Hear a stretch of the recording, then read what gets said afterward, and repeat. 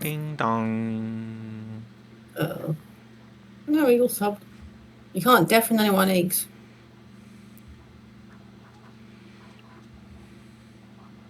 I've given up trying.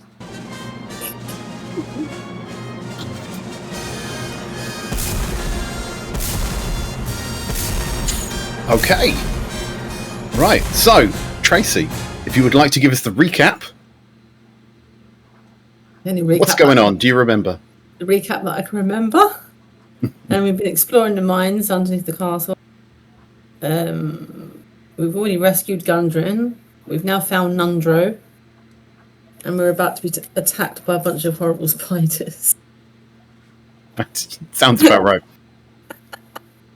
That's the short version. So, if you remember, the group of you were hired by Gundren Rockseeker. He was hiring you to act as security for the transport of supplies to Phandelver. Right? He had apparently found something, which we now know was the Wave Echo Cave. A cave that housed the mythical Spellforge that had been lost to history something like 500 years ago during a ravaging orc invasion of the Swordwind Coast, or that part of the Swordwind Coast.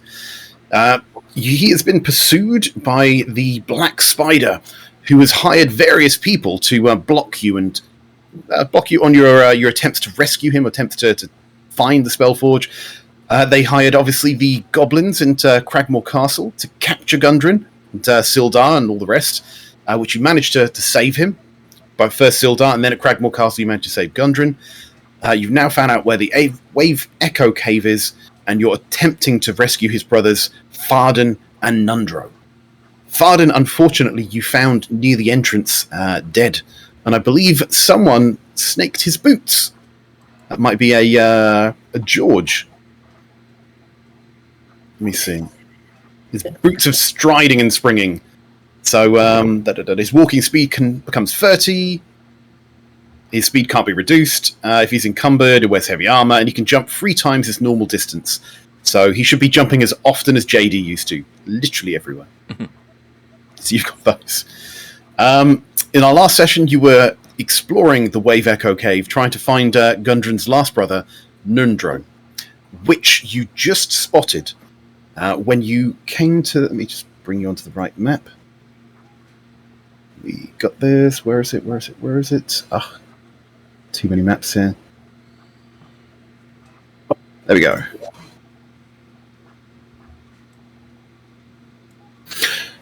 So, as you'd come to the north-western side of this map, you'd spotted Nundro.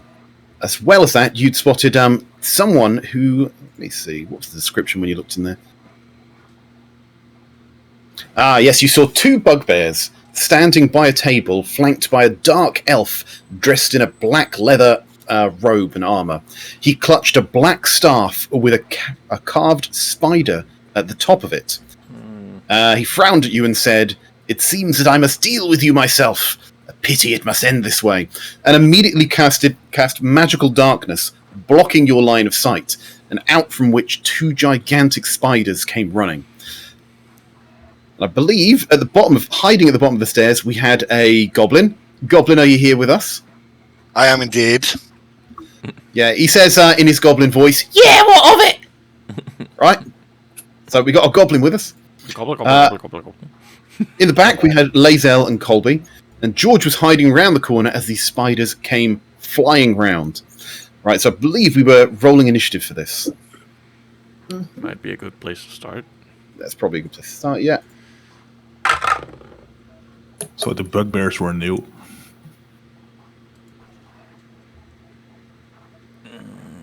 What do we got there? Yes, you probably didn't have line of sight on those. Oh well. Right. Let me roll something for the spiders.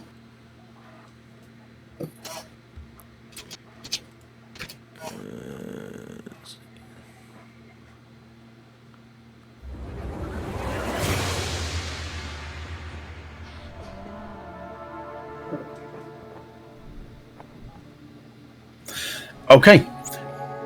Right, so you've worked your way round. You know that a guard here ran back. Right, didn't manage to stop him. He ran back. He warned whoever was in that other room that you guys were coming, which is why you managed to be caught a little bit by surprise. The darkness has gone up. These two spiders have just come flying out, running at you. You can see that they're running down the wall. One's running across the ceiling. We've got our goblin friend on the bottom of the stairs, bricking it. George, you hiding around the corner as these spiders come flying towards you. What do you do? Have the spiders seen me yet? Do they know that I'm there? I don't believe you were stealthing. With the ninja thing on my face, I would guess I was stealthing. There is a ninja thing on your face. Do you want to re-roll stealth? Because I can't for the life of me remember what it was. I will re-roll stealth. I was not stealth. Okay, let's put a spider roll up there. That's a 19. He notices you. But 19 plus whatever. I can live with that. Let's see, what would it have been? I will shoot. That would have been a 22. He would have seen you even if you were stealthed, probably. Yeah, I'm not sure, but probably. I will. Well, let's just use my hand crossbow to shoot at the one below me.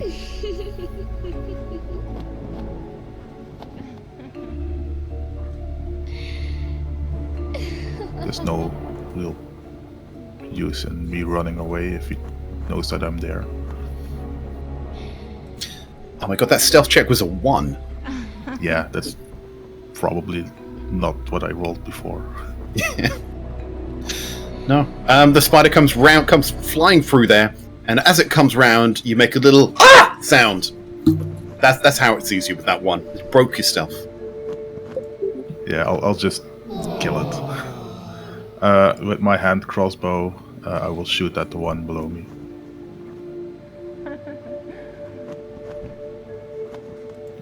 $12 to hit. 12 won't hit. Good thing I have 2 attacks per action, so I'll shoot again. Yep. 25 probably does hit. 25 is going to hit. For 6 points of damage. Okay. Right, so you take 6 points of damage. What are you doing? Well, with my crossbow expert thing, I can do a bonus action to also shoot with my hand crossbow. So I'll shoot again.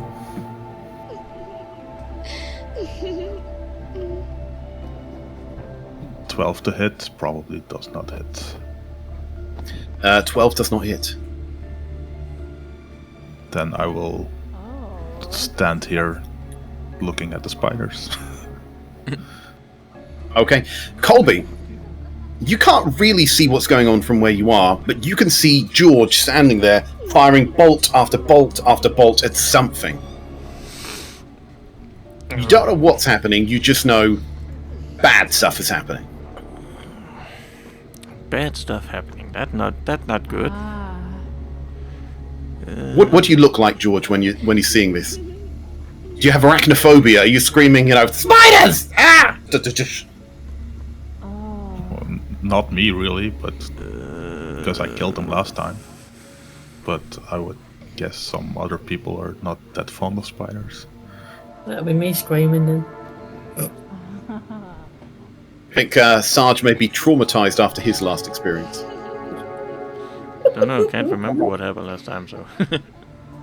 Lazel kicked you in the back, knocked you into the house. You're immediately attacked by a bunch of spiders, paralyzed, covered in webs, and then to say sorry, she poured wine down your paralyzed throat and almost choked you to death. Yeah, sounds about right. Well, I am assuming that it's all clear up there, so since I can't see what the hell's going on, so I'm gonna move up thereabouts, and now I can see at least a spider. And let's see if I can do a thing. without hitting me. But what have I got? What am I actually good with? Simple weapons. So that's not good. You could bless the spider, you're a cleric. Yeah.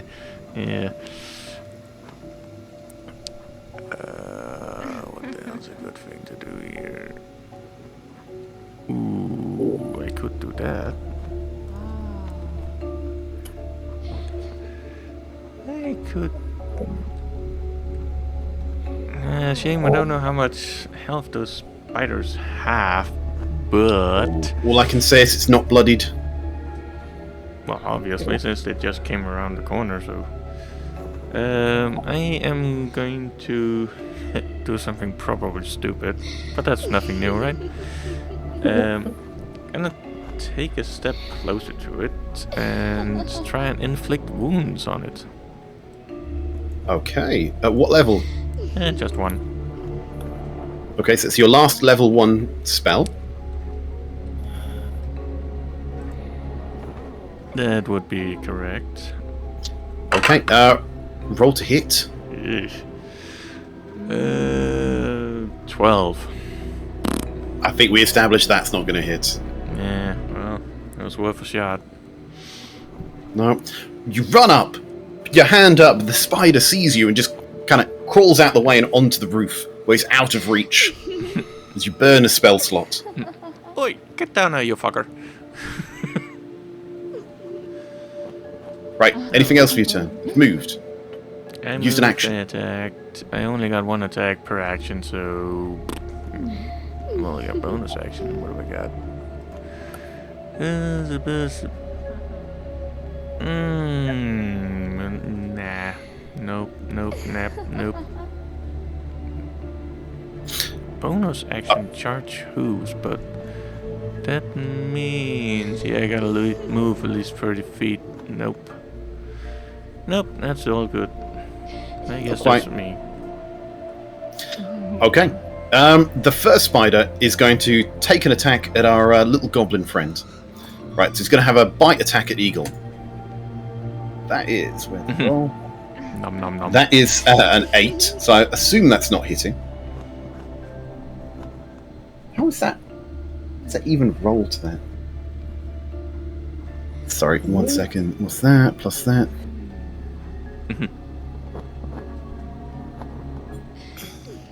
Yeah, okay. So the first one is an 8, so that misses. The second one is going to take an attack against Colby, who's goading it. So that's going to... he's going to use a web attack. Right, so he's going to fire off his web. Right, Colby must now make... well, Colby's now covered in webbing, sticky webbing. He's getting a distinctly familiar feeling to the last time he saw some spiders. Right, he must make a DC 12 strength check. Or be trapped. Critical fail. Critical fail. Well, see the camera, it wow. says a 1. Are you on camera? Oh, yeah, it's on the stream. Yeah, okay. Critical fail. Okay. So, yeah. This webbing just comes down on you as you're just waving your hand, sticks to the wall, the rest of you sticks to the wall, and you're there struggling, unable to move. So he is now trapped in webbing. Someone can try and cut him out. Webbing is also a bit sensitive to fire. But right now... that can also hurt me. Right now, Colby is restrained. Doesn't mean he can't attack, but there may have some consequences. I'm just going to look those up. Figures.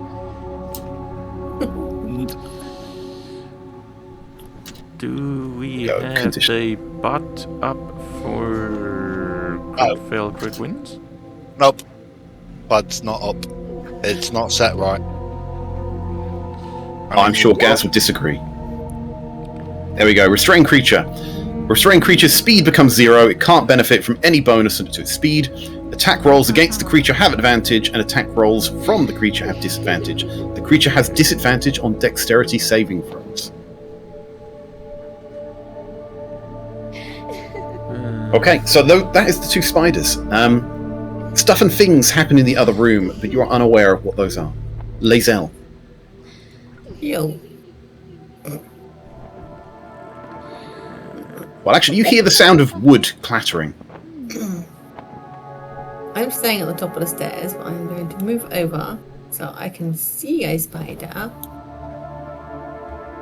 And hopefully be within shot still that I can... Oh, shit. Press the right button then. I can still be able to hit him from there. Or do I need to go up the stairs?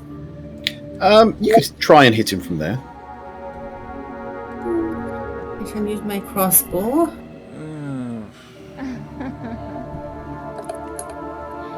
I'm a friggin' 6, I won't.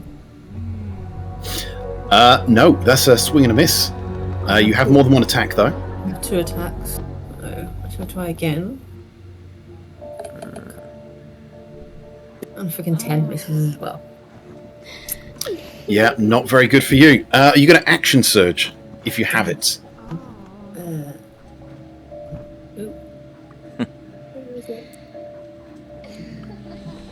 Well, you haven't pressed your action surge button. I don't know whether that means you've got it or not. I've got Fight and Spirit and Second Wind. You do have action surge as well. Okay.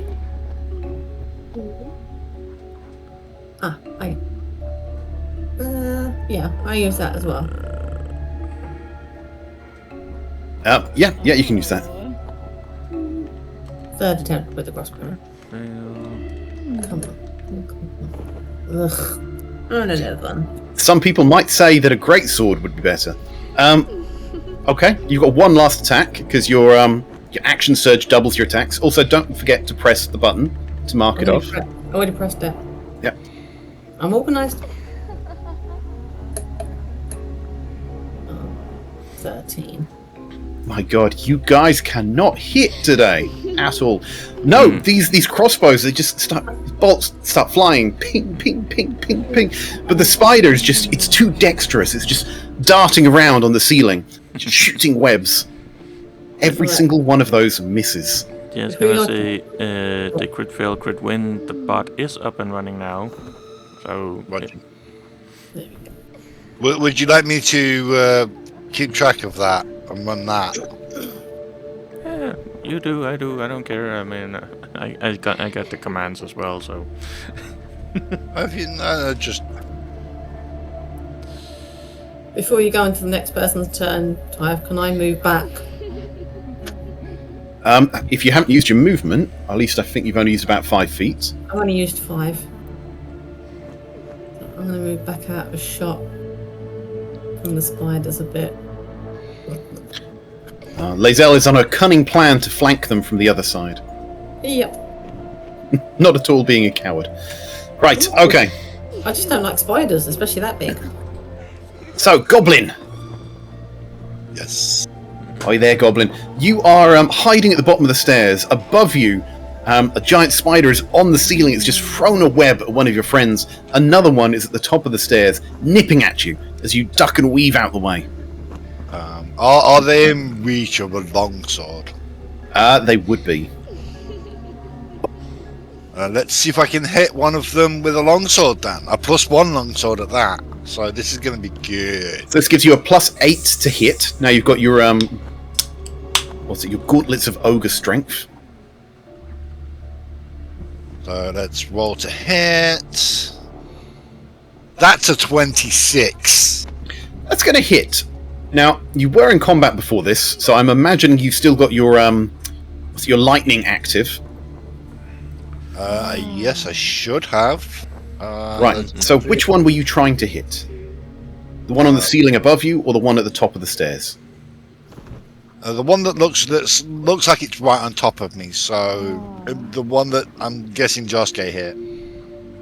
Yeah. So you just literally shove the longsword in the air and kind of stab it in its thorax.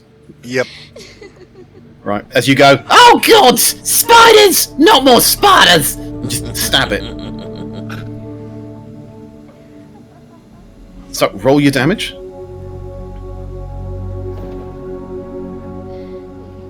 8. That One? was a shit. Yeah, that was a shit. Oh, that's right. You get plus a lot to damage now because you've got high strength. It's only a D7. 1D7. Well, if you dropped your shield and used that two-handed, it would be 1d10. Anyway. Right, so that's your first attack. Now you've got your d6, isn't it? Yes. That's better. That's a 3. Okay, so that's done 11 points of damage to that. Right, you have your second attack. I'm going to swing at it again. With a 14. That does hit. So its AC is between 12 and 14. Figures.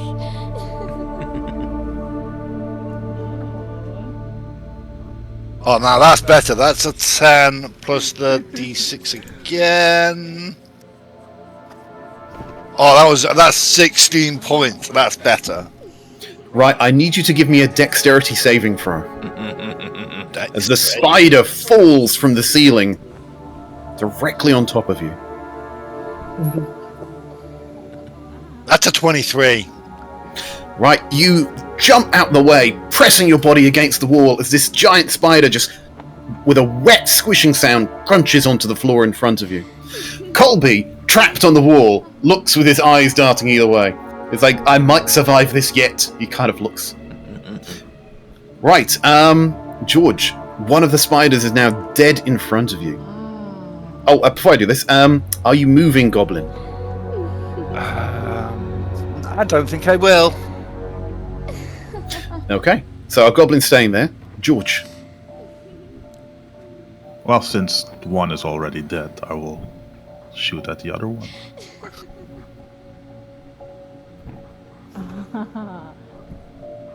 With a 17 to hit. A 17 will hit. For 10 points of damage. Yeah, okay. He takes 10 points. Does not look bloodied. Well, let's shoot it again then.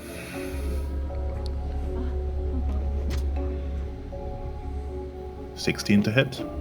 16 will hit. Hits again.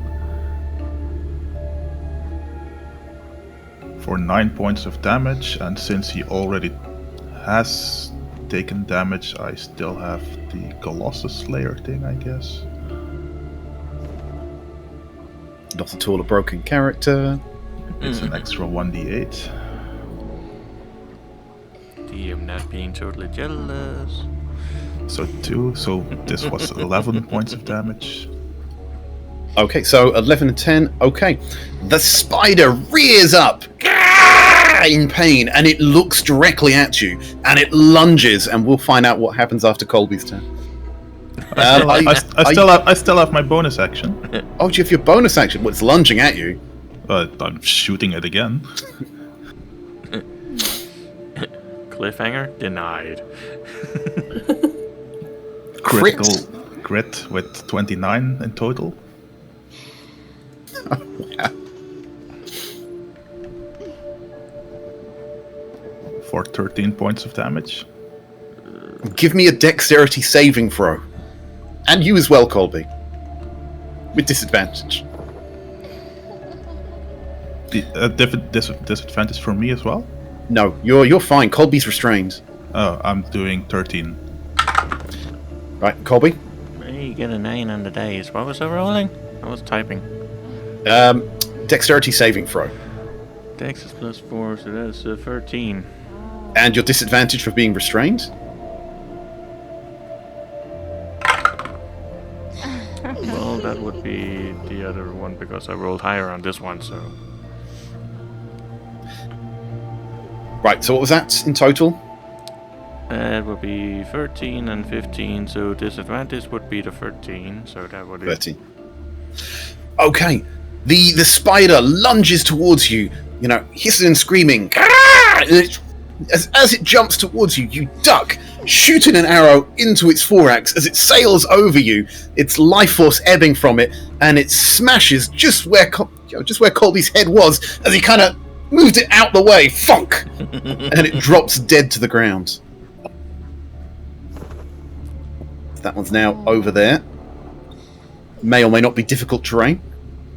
Colby, what are you doing with your... Actually, George, what are you doing with the rest of your turn? You're moving. No, I'm not moving.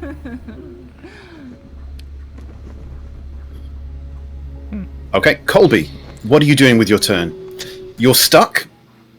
Well, I will You can I will try you can attempt to unstuck break it with myself. strength.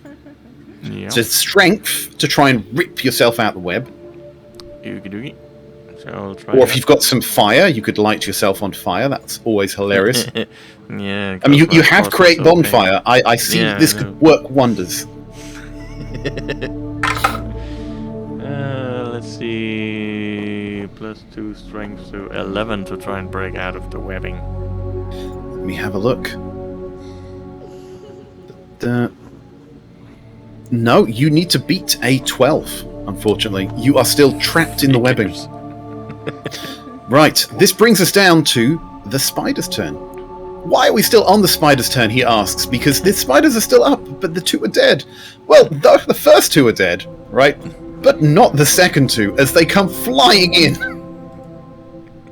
Get rid of the dead ones. I'll just move them a little bit. No, I can stay there. As the second two come flying in. This is not even DM bullshittery. I moved that to GM layout. Come on. Go back to token layer. Right. Let's move you to top. There we go. And let's move you to front. Sorry, this is problems with layering here. There we go. So we've got lots of spiders coming in. So, as they run in, we can see one person attached to the wall and another person up against the wall, this little goblin. So the first spider is going to make a chomping attack on Colby. Figures. Right, and that is with advantage because Colby's restrained. The first dice roll was an 8. The second one, unfortunately, was a 23. Colby, take 9 points of piercing damage. Now, if anyone remembers when Trace kicked Colby into the spider's nest the first time, the spider's bites have a poison attached to them. So, Colby, make me a DC 11 Constitution saving throw. 13 + 1. Okay, so you've managed to save that, so you are not paralyzed. Yay. But you take half damage instead of full damage. So, 1 second. Take 5 points of poison damage. If you're a dwarf, you could probably halve that again. I don't believe you're resistant. Nope. No Nope, okay. resistance and such recorded. So, you should be on around 24 hit points, but you're, yeah. That's You've got a what my spider. counter says. Literally, its thorax has just come down and stung you with poison. So, Ow. George, Goblin, you can see Colby stuck to the wall as the spider's just going gah, gah, with its thorax, with its little stinger into his chest. Right, you feel sorry for him, but I don't know what you're going to do on your turn. The last spider takes a, it's going to fire its web at our Goblin friend. Goblin, give us a DC 12 strength saving throw. Well, Or be restrained.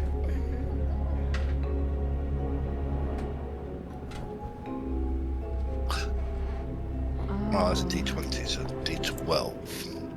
No, that's right. It was DC 12. So, with that 9, again, you, as you're up against the wall, just hiding from the body of the first one that fell down, that spider took advantage of it and webbing came out and has now trapped you to the wall. You are now restrained.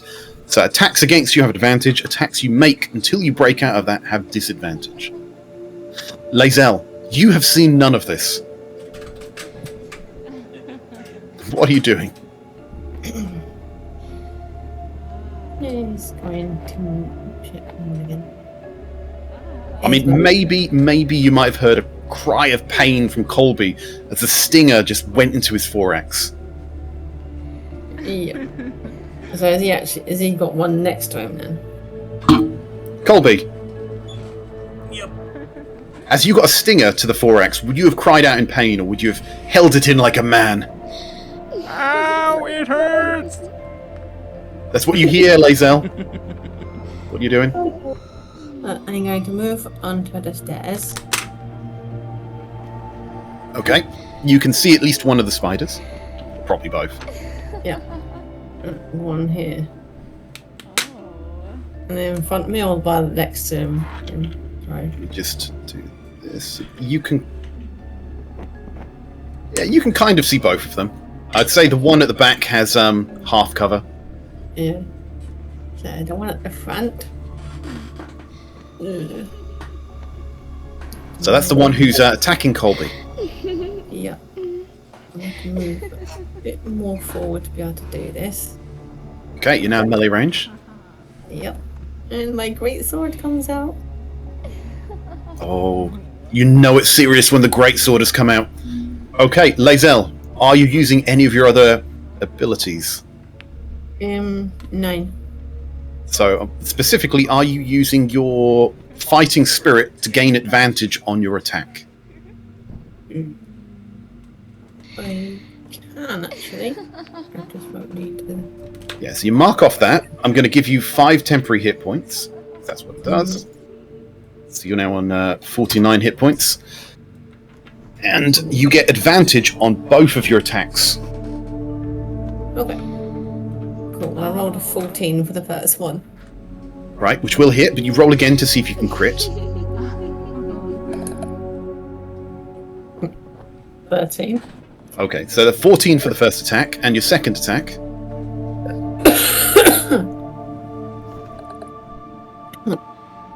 26. Right, you might crit, roll again. 20. Okay, so a 14 and a 26, so both of your attacks hit. Mm-hmm. And how much damage? 11 points of damage. For the first one. The spider cries out in pain, ah! But it's still up. Doesn't look bloodied. And I've still got another one.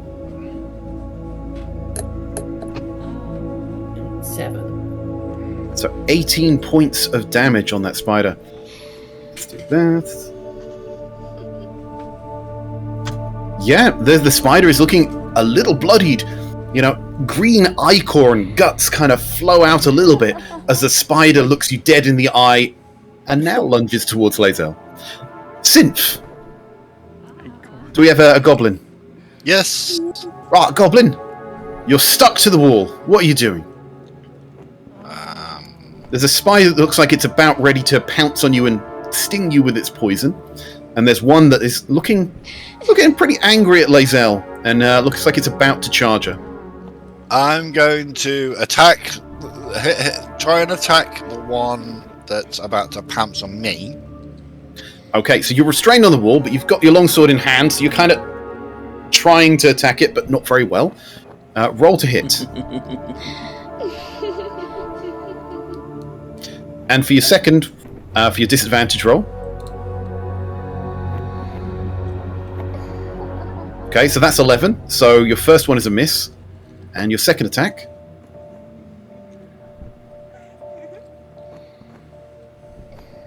Right, and your disadvantage roll. 14. Yes, so your second attack somehow, while your arm is restrained, manages just to catch the edge of the spider.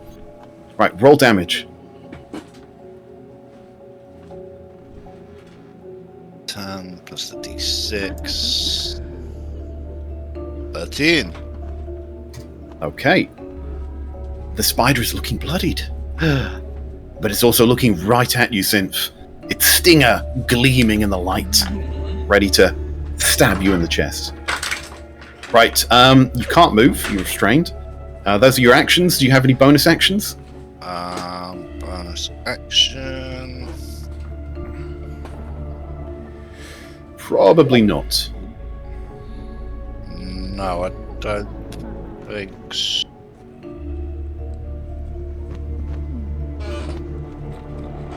Okay. No, I don't think so. Could I try and free myself as a... You could have, but you attacked instead. So you can't free yourself this turn now. Okay. Right, it brings us round to George.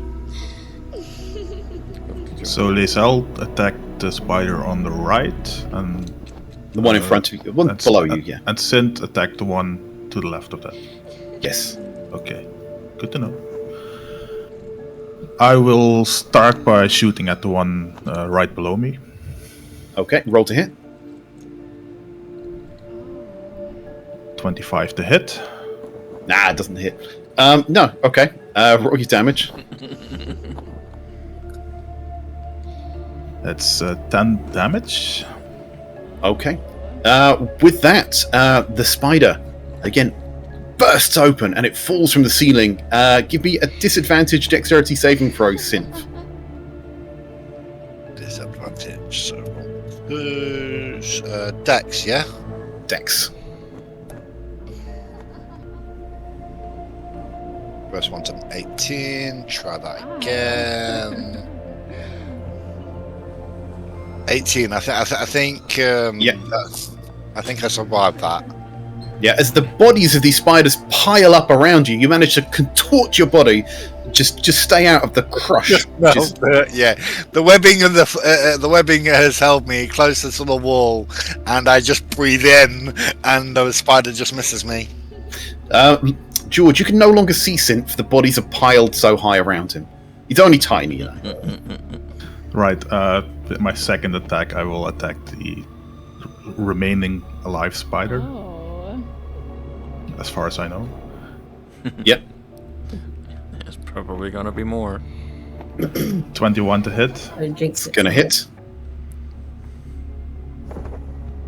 for another 10 points of damage. And I can still use my Colossus Slayer thing, which is a 1d8 to add to that.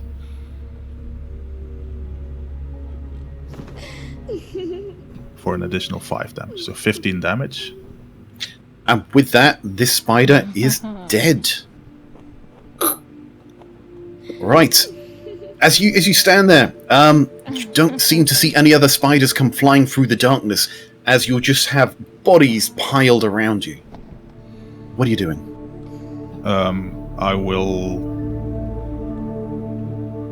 So I can do my bonus action attack against the webbing from someone, probably. You can try. You can't see Synth, but you can see George. Not George, Colby. I will try to attack the web that's holding Colby with my bonus action thing. Okay, roll to hit. Let's just hope I don't roll a 1. 21 to hit the webbing. That'd be really fun if you rolled a 1. You hit Sarge directly between the eyes. Ow. For 9 points of damage to the webbing. That is enough to destroy the webbing. So Sarge is no longer restrained. And that is probably my turn. Okay.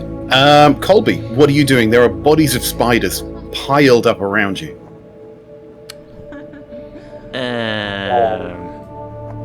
Not really much to the spiders, that's for sure. Boom, boom, boom. Thinking in progress. I might as well just see where this tunnel or pathway walk thing goes. You can probably also free our little goblin. Why would he do that? Probably. Well, I mean, I'm guessing nobody can see me. I'm stealth right now, so You're trapped behind the bodies. Right. Well, I will go and see if I can find a little thing and give him a hand. See if I can get out of this little Okay, so pile of as you corpses. climb over some of these bodies, you can see Synth on the other side. Synth, what do you say to our cleric? help me get out of this stuff. Right, and that translates through his goblin brain into "Right, Wazza, who can get me out of this now?"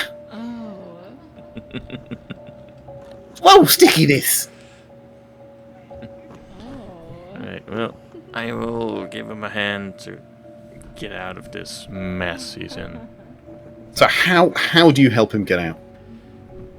Well, I just take my hand, grab him by like so, and just yank him up. Give me a strength check. It's probably an athletics check, to be honest. Oh boy. Athletics, you say? Oh, that's an 8 then. Yeah. With that, you grab him by his shirt and just try and pull him out. You don't really do it. And our goblin friends start going, "What are you doing? Stop choking me! Oh, God! He's trying to kill me!" So you unsuccessfully try and pull him out of the webbing. It's too strong for you. Well, Lazel, that's Colby. Lazel, what are you doing? You hear this low-level swearing coming from around the corner. Right, well, as soon as he failed to get him out, I'm going to move up. I'm going to hand crossbow him to get him out of the webbing. Okay, you can try.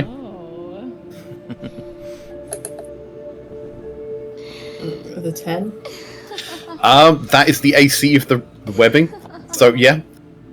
For Colby, you're just trying to rip him out by the scruff of his neck. He's swearing, and suddenly just a bolt comes flying by, just missing him, and snapping the webbing, and he comes flying out of there, unrestrained now.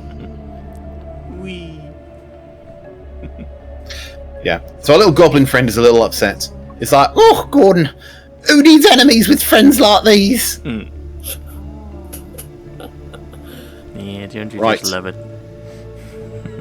So, we'll play a little bit loose here. So, in front of you is just a ball of darkness.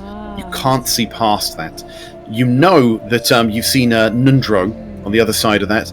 You know you've seen someone who looks like a fit for a character that might be called the Black Spider. He certainly has a spider on his staff. And you could also see a door to the north.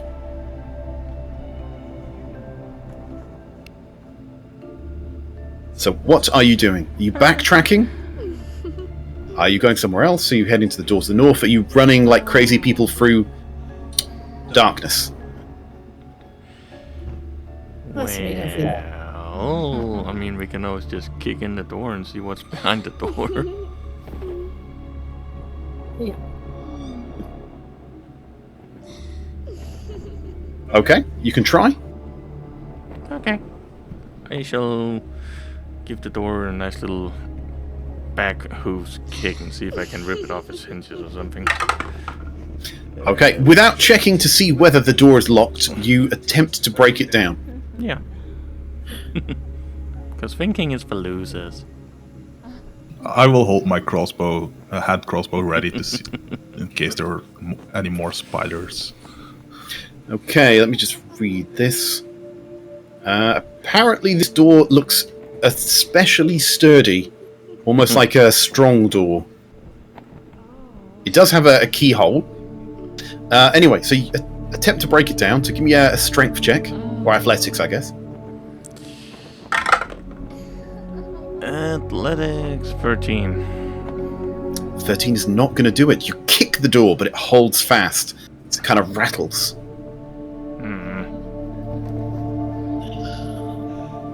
Well, that's no good. Gonna try again. Is anyone else doing anything? Let me try.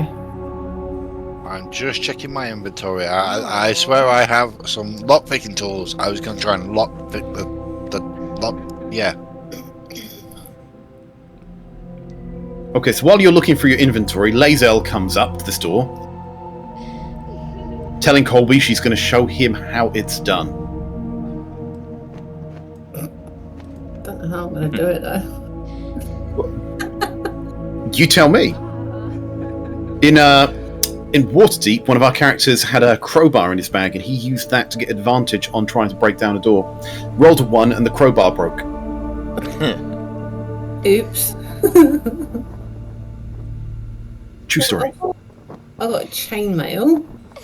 No, that's hot armor.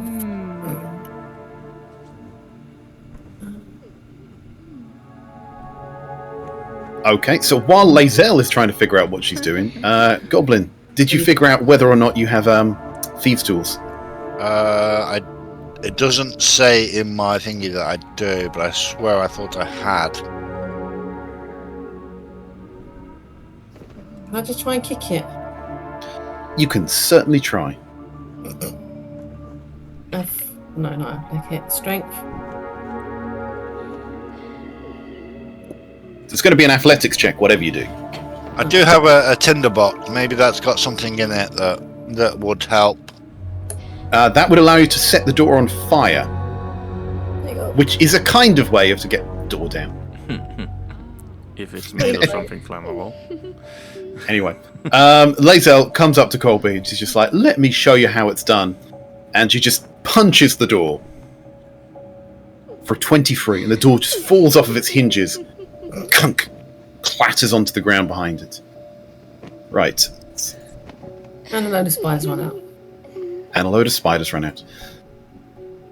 Where is my tools for this? There we go. Reveal areas. Nope. If that wouldn't have worked, I would have just painted a door next to it. That would have worked. Would have been hilarious. Right. 1 second. Okay. Hey, Nandro. There you go. So, dusty draperies adorn the walls of this room, which also contains a bed and brazier. A badly disheveled dwarf lies bound and unconscious on the cold stone floor. Now, this is very confusing for you because you saw Nundro in the other room. But you can see someone who matches the description of him there. Actually, that. There you go. Which one's the imposter? Which one is the imposter? Kill them both. That's the, let God sort it out. What are you doing?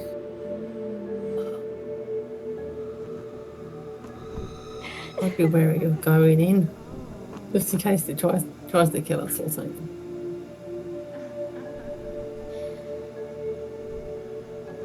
Colby, get your ass in there. Or send the goblin. Actually, no, send the goblin in.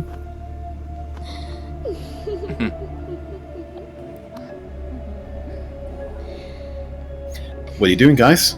Okay, I'll go in, and I have rope, so I will tie him up, and we'll figure it out later.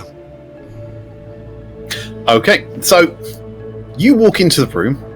Nundro turns around and sees a goblin walking towards him. And he says, "Oh no, not that. He'll say, oh no, not again. I can't take no more torture. I don't know nothing, man. I don't know nothing. Please no more torture." As you walk up to him, you can see cuts and bruises. He looks like he's been beaten 7 ways to Sunday. And some of these look days old. You see cuts that have half healed with new cuts upon them. Right, this is a battered and broken man in front of you. Okay, Do so you continue to tie him up? Yes. But I will speak to him and say, look, I'm not going to hurt him. I'm just going to tie him up because we believe there could be something doesn't look right. So he's being momentarily tied up for potentially our and his own safety. Roll persuasion. Persuasion. Okay. That doesn't help with me. That's a 17. Okay. He looks a bit confused by what you're telling him, but he doesn't want another beating. So he's being cooperative as you tie him up. So he is going to be restrained. That. There we go. We'll use that. So we have a restrained dwarf. Yep.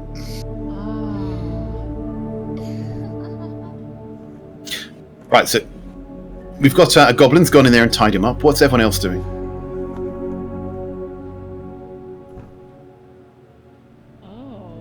See what's beyond the dark. I'm going to go over here. Oh, I can put it there, but I can't see nothing. So where are you going? I'm going And to- are you right? So you go up to the darkness, you kind of put your hand in there, and your hand is enveloped in blackness. You pull it out, you can see your hand again. With nothing on it, I hope. Well, if you give me a minute, I do have something here. So give me a minute. I saw it in my trades. With it's dark night vision, vision, I can't see in it, right? No. George, if you're still around the corner, you look at this, and it just seems to be a wall of darkness.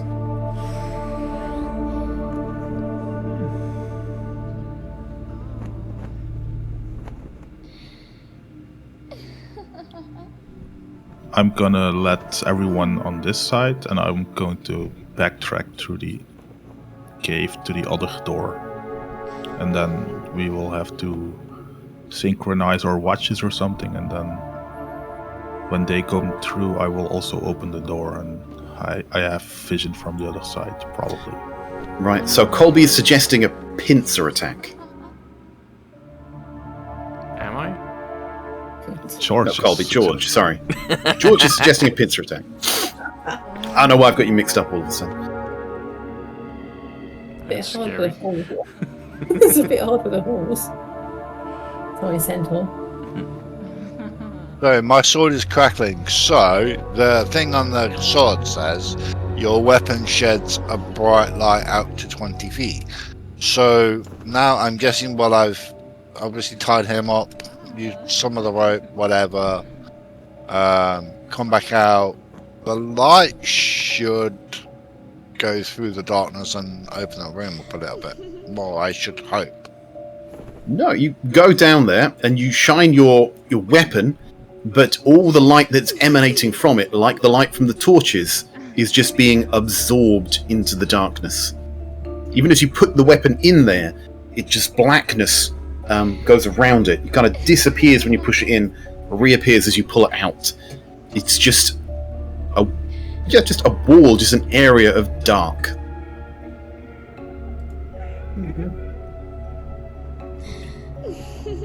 Right, so in the meantime, I'm walking around to the other door. Okay, so chuck you there. Right, so what are you guys doing? We try and go through the dark? When it... I will- Go through it.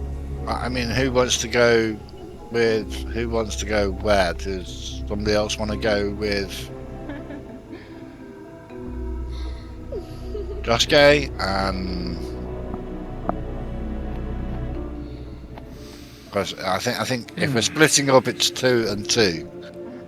But the case of like we don't want to leave somebody who doesn't like spiders to potentially, you know.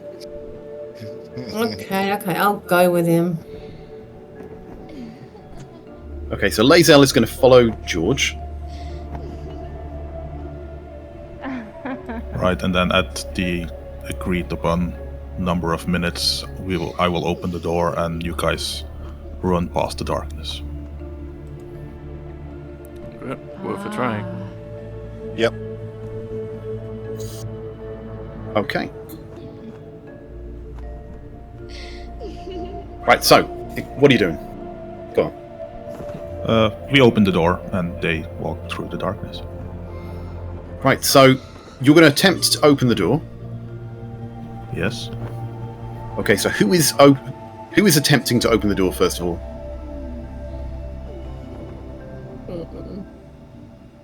I guess. I will. Oh, yeah. Okay. So, Lae'zel, you push the door, right? As you push it, it doesn't seem to want to open.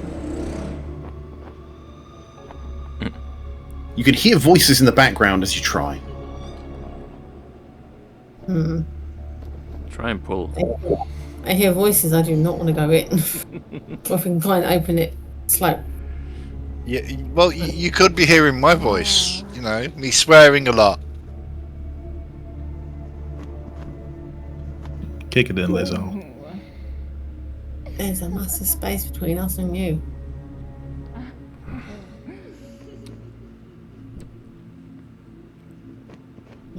I'll try and sneak in. She says. Well, what do you think? The other guys, what are you doing? Well, I believe we are slowly trying to cross the dark space. Maybe having a hand out to one side and trying to follow the wall, see where we're going. Okay, Yeah. so you start moving into the darkness, a hand on the wall, right, as you follow the wall as you move through. Okay. George, Lae'zel, what are you doing? I've got both shove the door together. Yeah.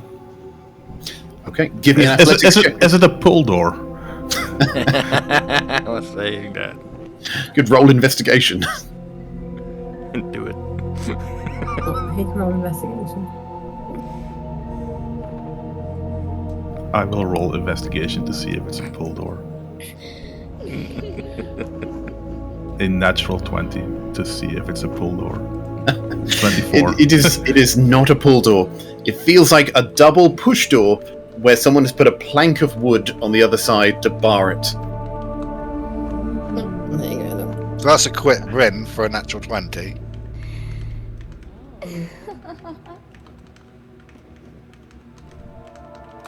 So I'll just put the C in it. There. If I could There type. you go. Typo. Crit win. No, crit win. Right. Then I would guess we both try to push the door in. You both push. So give me both an athletics check. 26. 7. Okay. Lae'zel's half of the door caves in as George weakly pushes against the other side, not doing a hell of a lot. Girl power. It's good enough. Right. Okay. There we got this. Feel areas. Okay. Uh-oh. Right, so, Lae'zel, as you step into the room, and also, George and Lae'zel, you're going to need to roll initiative. So you... Eagle, that's your fault.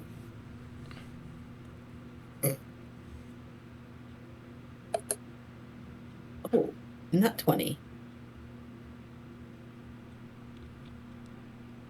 2. At that time, we also yelled to the other guys that we are in, and we can see the bad guys. That the other side of the black sphere is pretty much clear.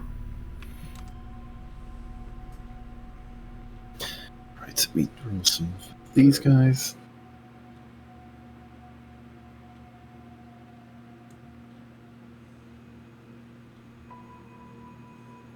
We're on 20 now.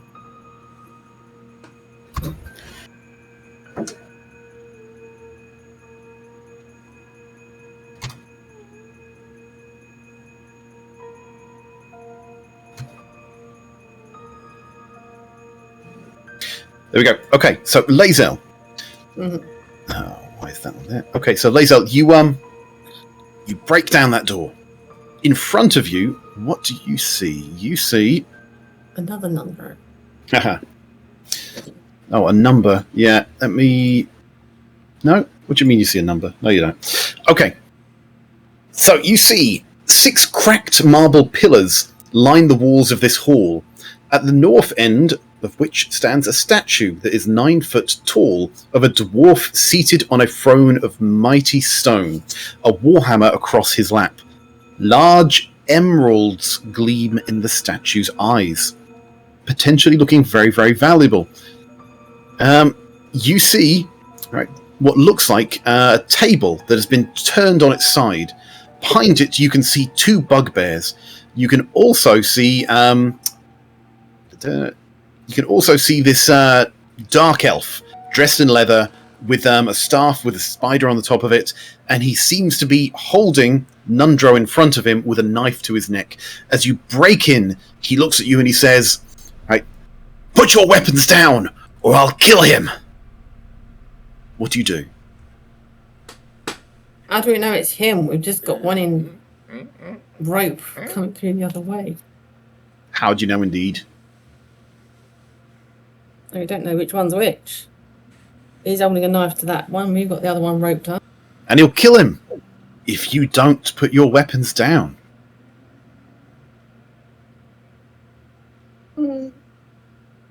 Sheepishly puts my sword down.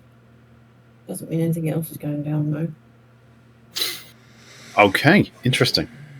Does this Nundro look beaten and scarred as much as the other one? He does. He does look identical to the other Nundro in every way. Right, so you've put your sword down. What do you say to the spider-looking guy? Although we come in peace. You come in peace? You come in peace? You kill my soldiers, you kill my friends, and you say you come in peace. Ha! Poppycock, I say. They killed us, or tried to. Killed? You have been a thorn in my side ever since we heard word of the Wave Echo Cave. You have infiltrated my strongholds, killed goblins and bugbears alike. What reason do you have for trying to thwart me in my plans? Tell me now. I must know. Are we through the darkness? I'm guessing by You can hear this happening. What are you doing as you hear this conversation happening, you two people? So I'm guessing we've come through the darkness. No. What are you doing while you hear this happening in the darkness? We're stepping forward, like trying to see if there's.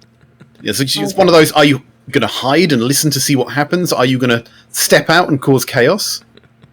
I don't want to step out of the darkness just yet. So you're hiding in the darkness and listening. You're listening, listening for right now. I think for myself anyway. I can't say anything about Colby. Colby, what are you doing?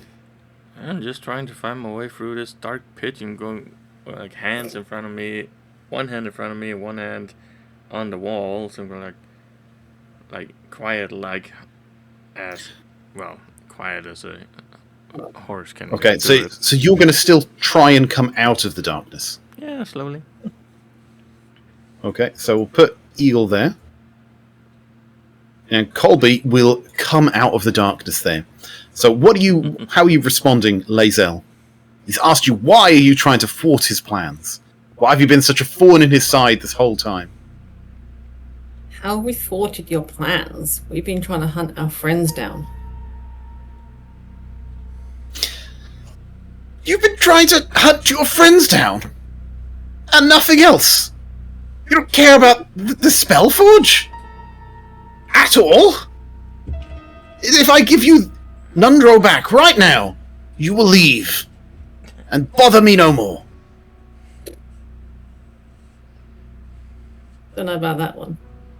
Don't trust you. But say yes for now. I can't say nothing. So From the darkness, you hear a goblin say, "Say yes, God damn it!" Oh my god, you just did.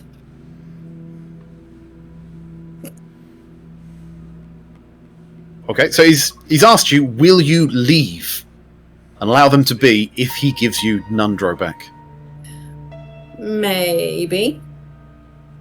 Roll deception. I don't think you're telling the truth at all. Deception shit. Oh, no. 13. He's going to insight that. Nah, not a chance. He doesn't believe you. Okay. Right. He's going to cast a spell. He's going to cast Magical Suggestion on you. What will that do? Right. Well, firstly, let's see whether you're afflicted by it. 1 second. Okay. Suggestion. Right. I need you to give me... Okay. A wisdom saving throw, DC 12. Explain that in English. Just a wisdom saving throw. It's a wisdom saving throw. Oh, 20. So he says to you, I suggest you take the deal. Take Nundro and leave us be. But the spell falls on flat ears. You're unafflicted. But he still said what he said. He suggests you take Nundro and leave.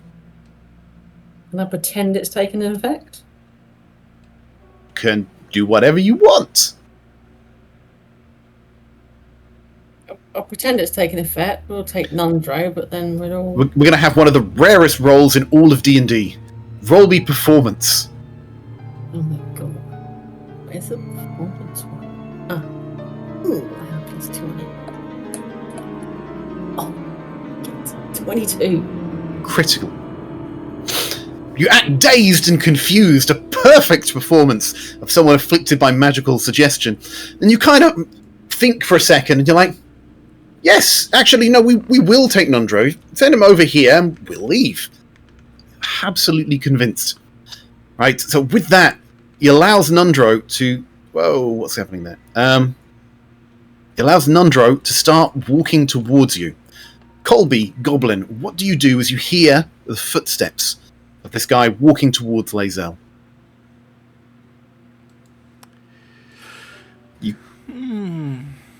And George as well. You're essentially behind that door, but are you doing anything?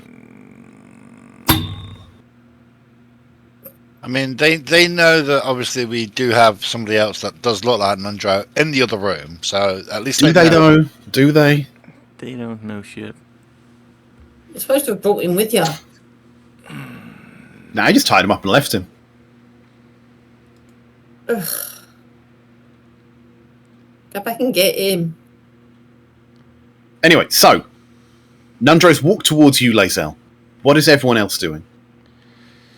You appear to have accepted the deal. Your friends are just as convinced as the spider-looking guy is that you have agreed to take Nundro and leave them alone. Nundro's walked all the way over to you. Right? As he comes over, he's thanking you. He's, thank you, lass. They were beating me something horrible. Every day they're coming. More beating. I didn't know anything. Oh, take me out of here, please. Don't thank me yet. We'll take you out, but we're going to... If someone's got any more rope left. If anyone got any more rope left? I have manacles from my background thing. Out there. Take him out. Take him outside so he's out of harm's way from it while we kill the rest. Yeah, we put this Nundro in manacles. Okay, he says, if that's what you need to trust me, then put me in manacles. Do it. Do it. He puts his arms out. So he's going to take a step behind Lae'zel to you.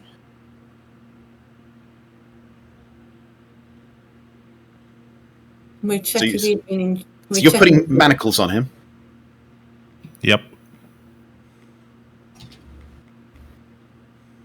And manacles is definitely different to rope, right? So we will know the difference. Correct. Yes, yes, it is. Yep. Okay. Just clarifying. Manacles are like handcuffs, not ropes. Okay. I've posted the description of manacles in the Roll20 chat. Okay. Oh, escaping the manacles requires a successful D20 dexterity saving throw, breaking, yada yada. Yep. Very, very hard to get out of. So this Nundro has manacles on him, and he's thanking you profusely for saving him from the black spider, who is now calmly waiting for you to leave as promised. Yeah, right. You think we're going I to leave? didn't say anything. What do you do? Who are you asking? To the group at large, you've got Nundro, a second Nundro somewhere. There's a goblin in darkness. Colby can see the gleaming of these emerald eyes on a statue within almost grasping distance of him. There are two bugbears and a spider-looking person hiding behind a table, right, where obviously they're getting some sort of cover from any attacks that are coming their way. What are you doing? You've said you would take Nundro and leave. Yeah, but they think that we're going to leave. You still have to either leave or not leave. You have to do something. Okay, I will step out the door so he thinks that I'm leaving. Okay, so you step out the door, and Nundro's going to come with you.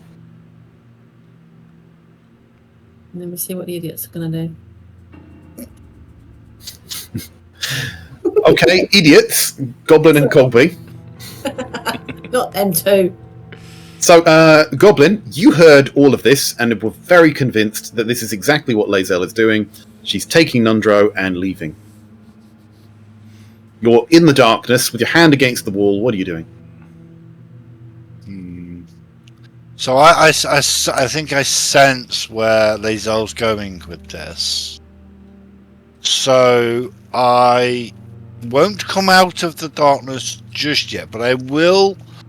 What I will do is I will walk up to the, staying in the darkness, of course, to the spot just underneath Colby. You don't know where Colby is because it's dark. All you would got is your hand on a wall. You don't know if I kept going straight or if I took a turn or what I did.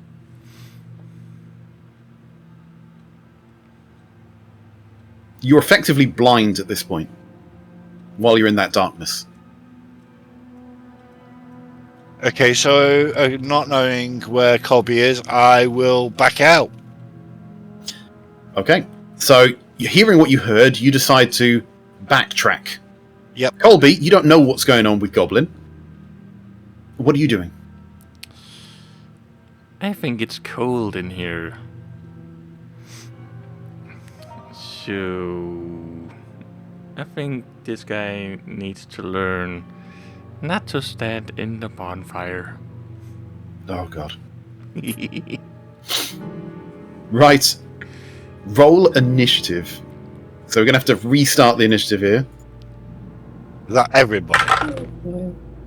Yeah. Thanks, Sarge.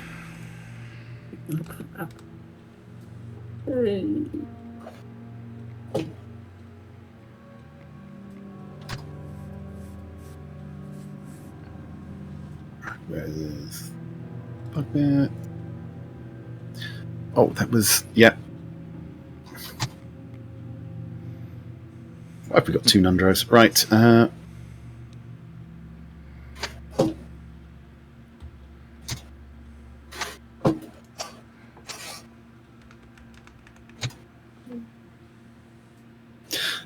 Okay. Right. So, Colby is going to go first with a surprise round. So this, even though he's at the bottom here, we'll pretend for this round he's at the top, and he casts Bonfire where?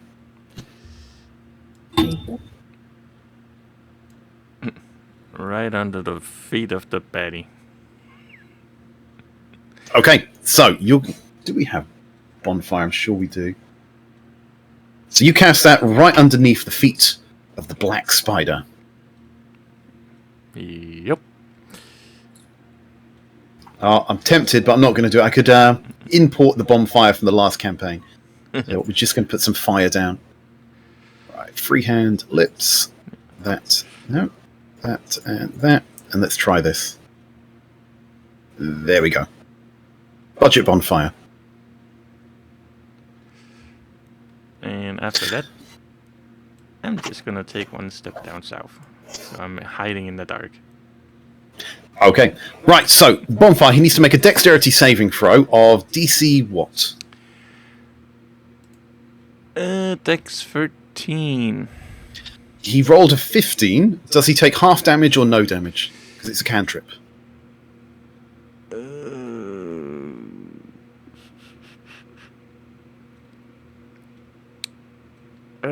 Does not say he takes any damage if he fails. Yeah, that's the thing with cantrips, is they don't do the half damage. So he has to take a step back. There's now a bonfire in there. Right, he calls out, "Betrayal!" Right, we're going to call him Jacob Wazza. Attack them now! And the bugbears, right, can only see no one. So I've just gone into the darkness. So the two bugbears at disadvantage fire. Let me see, what do they have? They're going to throw javelins into the darkness. So first one goes flying, second one goes flying, and that is an 8 and a natural 1. Ooh. You say I'm throwing shit. Right. So the first one just goes into the darkness, and they hear the clanging of metal on stone.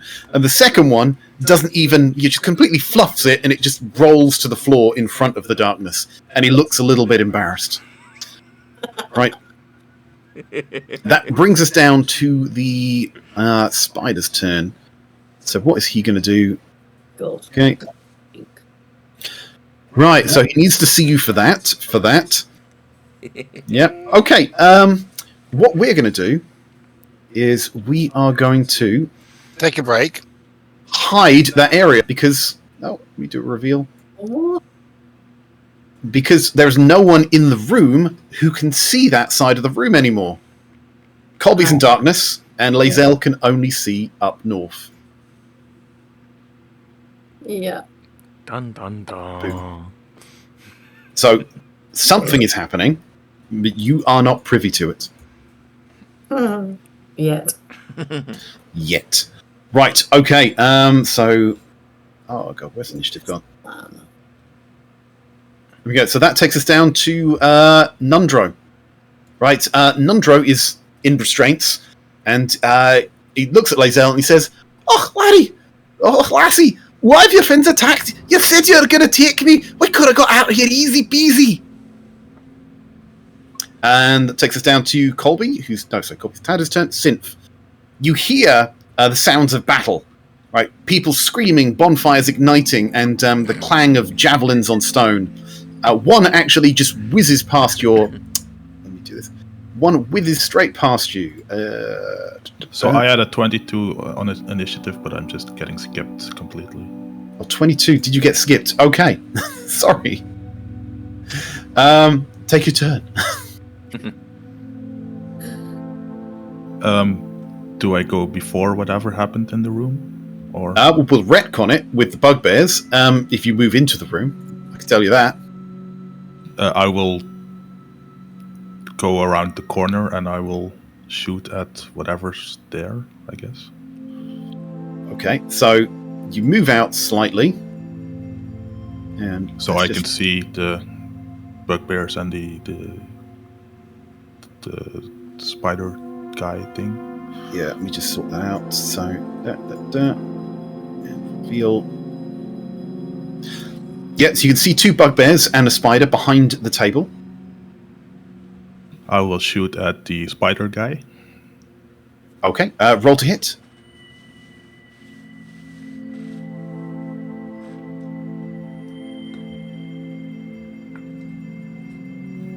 I will first do a bonus action spell. Interesting. Hunter's Mark. I've almost never do that, but I think it's useful now. So, remind us all what Hunter's Mark will do. You choose a creature you can see within range and mystically mark it as your quarry. Until the spell ends, you deal an extra 1d6 damage to the target whenever you hit it with a weapon attack, and you have advantage on any wisdom perception or wisdom survival check you make to find it. If the target drops to 0 hit points before the spell ends, you can use a bonus action on a subsequent turn of yours to mark a new creature. At higher level, doesn't matter because I'm casting it at first level. Yeah. Okay, so if he tries to run away, you'll have advantage on trying to figure out where he's gone. Correct. And I do an additional 1d6 damage to him. Okay, roll to a hit.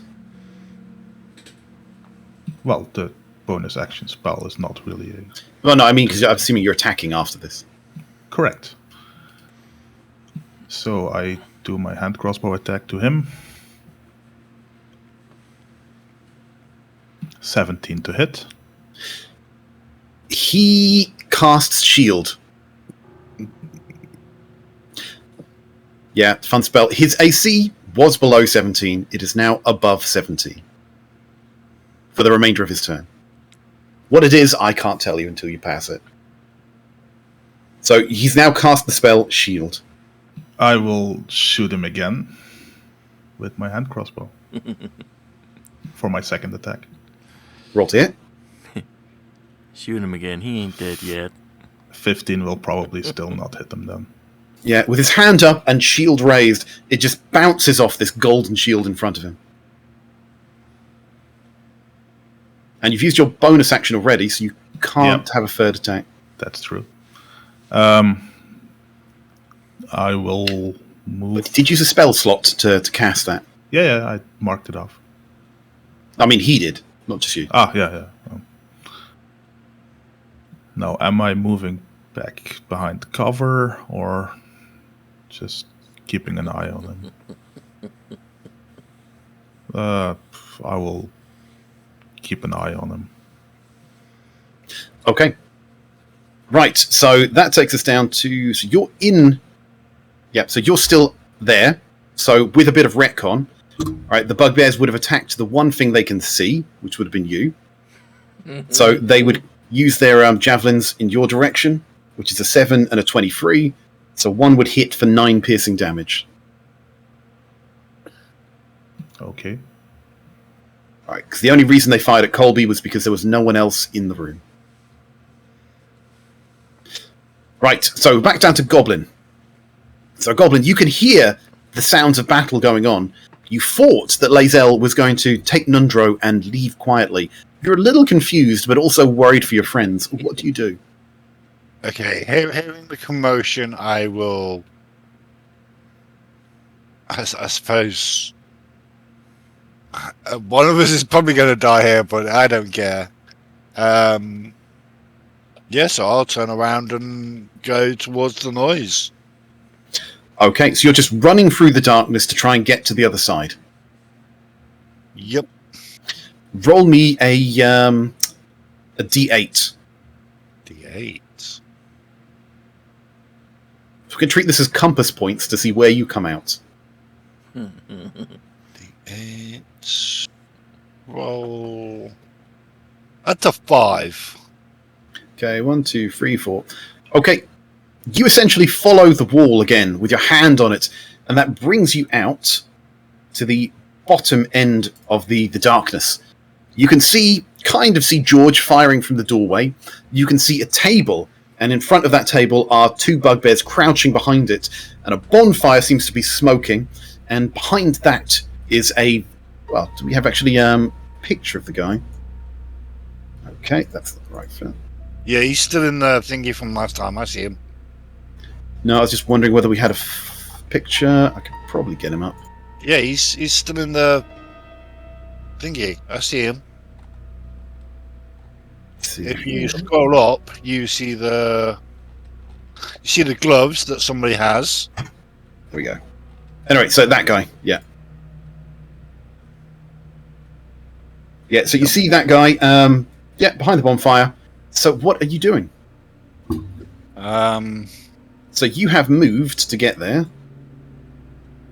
30 feet. So I don't have any more movement left, I believe. Well, you have a charge ability, but that's not going to get you further than about there.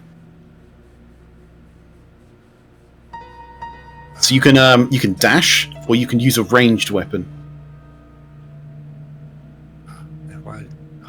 It is my...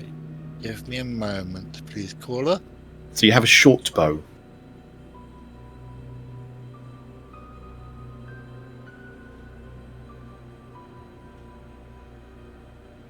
Or, you could just throw a potion of healing at him. That always works. If I use the charger, dash...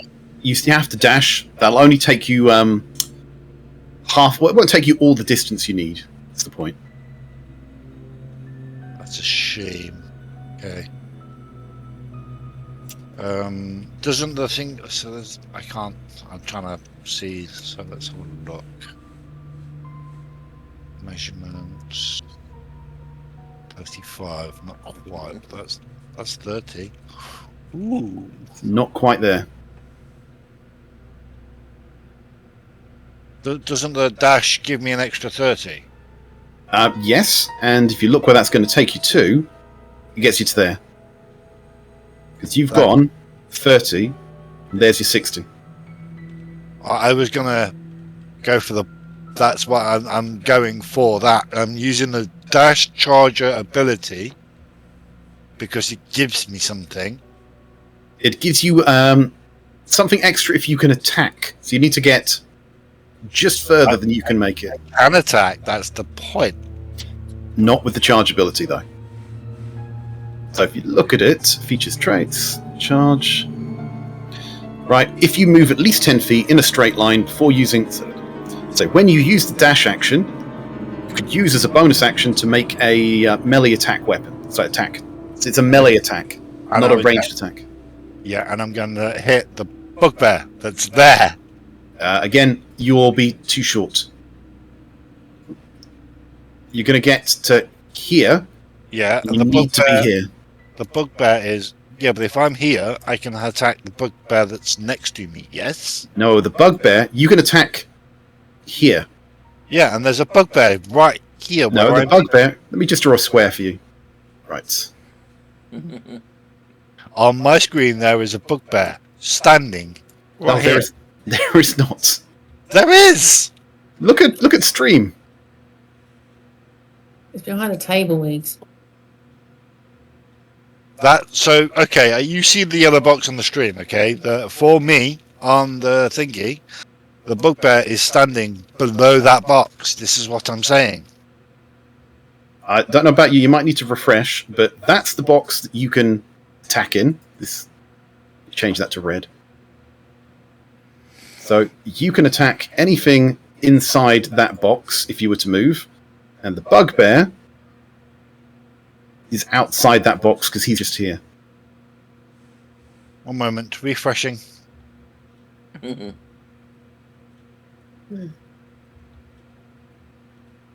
Okay, so now I'm refreshed, I am caught up. But the bugbear was sat below the yellow box. That's why I was going for the bugbear. Yeah. Okay, so let's just blame Roll20 for that. So Yep. Now that you know where the bugbear is, what are you doing? Run away screaming. I will step one closer to the darkness, I guess. You've used your full movement, so you're going to have to charge to do that, which is going to use your main action. So you won't be able to attack. I'll just have to stand still for a bit then, while I figure out because I can't do anything for a minute. No, you can use your short bow, or you can use dash to give yourself extra movement and go back into the darkness and hide. Those are really your two choices. Stand and shoot, or don't attack and go into the darkness. Have I actually got any bows? This is the question. You have a short bow. I've looked at your character sheet. Have a short bow.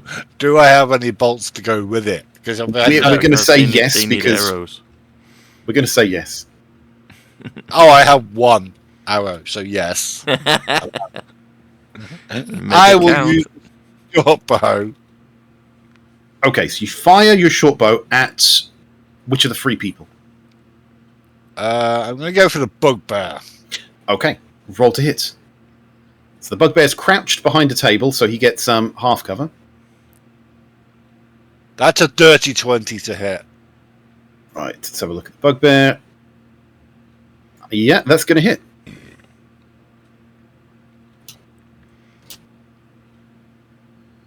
And that's 7 points of damage. Okay, so he's taken a little damage. He's still up. That takes us down to Colby's turn. Oh no, me again. Is it a wooden table they're hiding behind? It's a wooden table. Has it catched on fire yet? No. It takes a little while for wood to catch on fire. And even longer for it to burn down. Colby, what are you doing? I think I will obviously take one step north so I can see what the hell I'm doing. And then I will pull out my light crossbow. Just checking if I actually have any bolts for it. Yep, I do. Good. And then I will point at their big baddie, the one I'm trying to burn with bonfire, the main baddie thingy. And try to see if I can put a crossbow right in his face. You never know. Okay. Could get lucky. Ooh. 14 plus 9. 23. 23 will hit. And that will do 8 plus 4.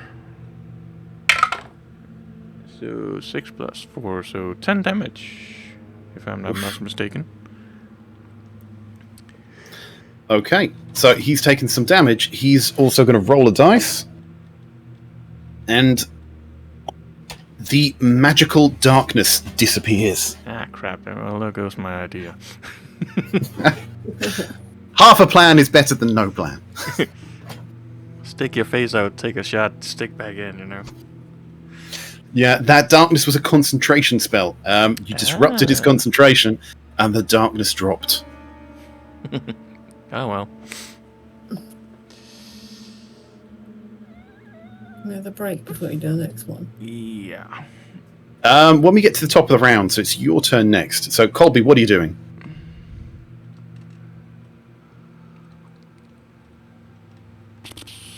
Well, can't really do I can move, but that's just about all I can do, so... You know what, I'm gonna take one step down south, because that means I'm behind the pillar. So at least I'm a little bit in cover, and I think that's more or less it. Cool. Yeah. Okay. Lacel, what are you doing? Colby's in the doorway. He's firing at bugbears. You can hear the sounds of battle. Your cunning plan to trick them seems to not be working as well as it was before. That is... Did I leave Nundro out? Yeah, because he is shackled. Yep, Nundro's shackled, yeah. Can I use my jump spell Oh, interesting. to go from where I am to behind up here? So that will allow you to jump triple your jump distance. Your jump distance is your strength. It's 18. So that's going to allow you to go 54 feet in a single jump. Which is about that far, if you wanted to. Ouch. You could effectively go there and then jump behind there. Or you can jump into the middle of the room. Christ.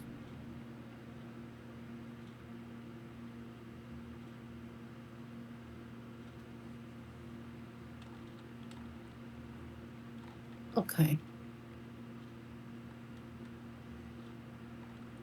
If I go behind them, they'll know I'm there.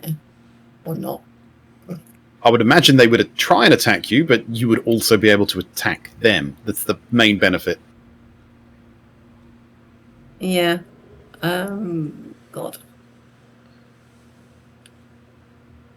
Yeah, I'm going to jump up and I'm going to go next to where Colby is. Okay, so you're not going into melee, you're just jumping into the middle of the room, okay? Mm-hmm. So what are you doing now that you're in the middle of the room? No, I can still attack. Yep, with your short bow.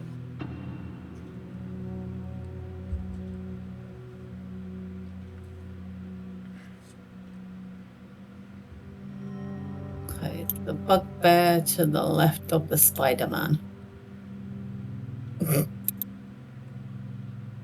Okay, roll to hit. Or just above him. Ooh, 15.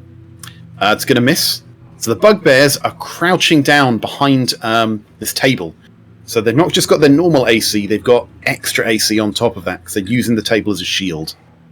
If you were to have jumped behind the table, they wouldn't have that extra AC. And I got a second go. Okay. Better. 22. Okay, that's going to hit. So roll some damage. Say 4. Okay, it takes 4 points of damage there. Not very much compared to the 2d6 plus 5 or whatever it is from the greatsword. But it's a little damage. I put the Yeah. greatsword down, remember? I imagine you picked it up on the way back out, but anyway. Okay, cool. Right, so that takes us to the bottom of the round. Right, and that is when, George, you suddenly feel a rack of pain from behind you as Nundro, right, the sound of manacles clanking to the ground happens. And Nundro attacks you with a... Yeah, basically, if you were to turn around right now, you would see that no longer is there a Nundro there, but a doppelganger. Right. Oh, can I even find a doppelganger on here? How did he get out of the manacles? We will get there. You've got the wrong Nundro highlighted. It doesn't matter so much. Right. So, open the tab. There we go. So, that is what you would see, is a doppelganger, which is a shapeshifter.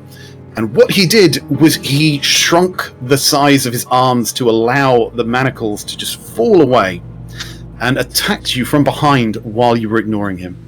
He was going to attack Lae'zel, but Lae'zel jumped into the middle of the room, leaving you alone with fake Nundro. Unintentional. Right. So, where is this guy again? So, now lost his thing. Okay, right, let's just find him here.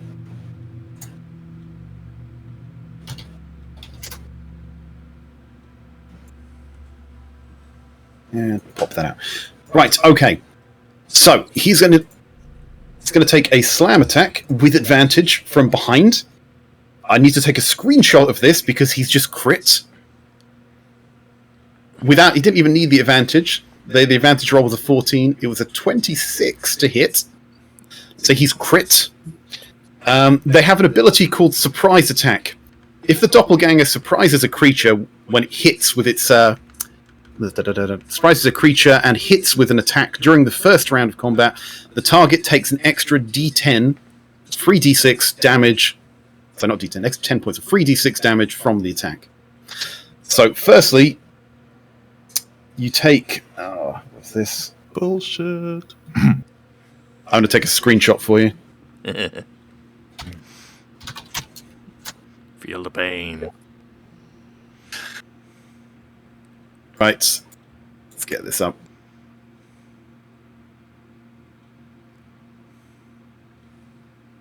And save that. And where is this? Let's find the DJ Sarge room.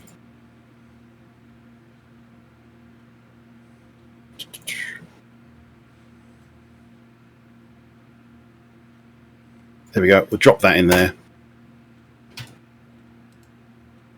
So you can take a look at that. I don't blame me. It just crit. Right, so let's do this. I'm going to do this open because I can't be bothered to roll that many dice. Right, so slam does okay. So 1d6 plus 3d6 rolled. 17 doubled, which is 34 plus 4, which is 40 points worth of damage. Wait, why is it doubled? It's crit. The dice roll is doubled. Yeah, so it's a 1d6 doubled. So It's the surprise attacks is 3d6. So the surprise attack is crit. So the whole thing is crit. So all the dice roll element is doubled. So that's 8d6. Yeah, that's crazy. Right. Fake Nundro is going to drag you off to the side. And I need all three of the people in the room to roll perception to see whether they saw what just happened. Nope. 3, no. 7. Okay. And now, fake Josuke appears in the doorway. Oh boy.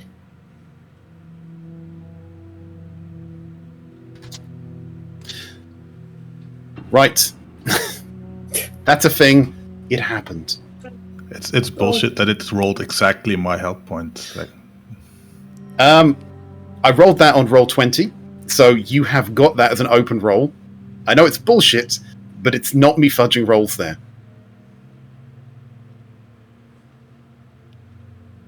So that's 17, that's the 1d6 for the attack and the 3d6 for the surprise. And you double that 17 to 34. And, no, is that 34? Yeah. And its slam attack is, oh no, it's +4. No, right. It's not +6, it's +4. You have 2 health points left. You're going to replace him with the doppelganger. Right. There you go. You're up with 2 health points left, having been completely surprised by Fake Nundro. Sorry, George. Time for a break. Surprise, motherfucker. Good as I lost them for pee.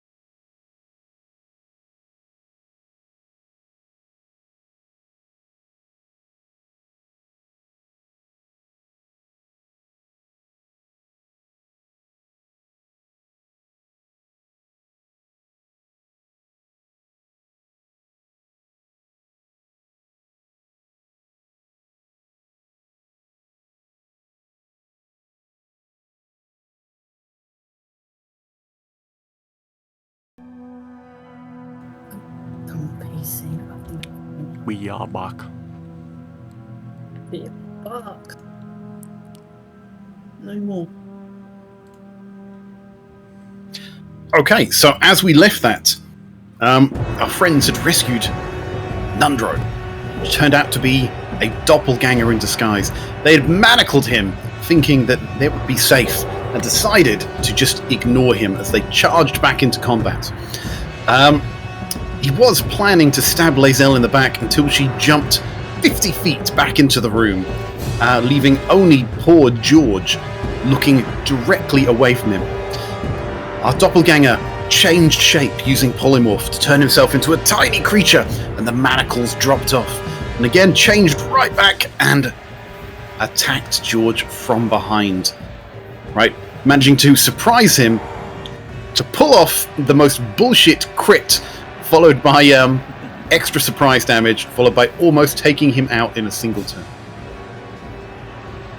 Leaving our poor George at the top of the round with 2 health points.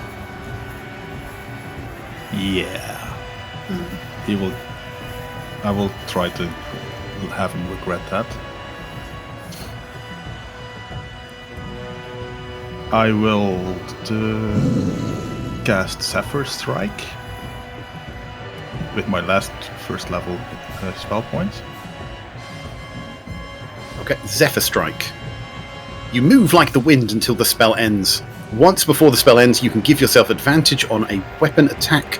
Roll on the attack deals an extra 1d8 damage on hit. And my movement doesn't provoke opportunity attacks for the duration of the spell. Yes, it doesn't. So I will move at least 1 spot away from him.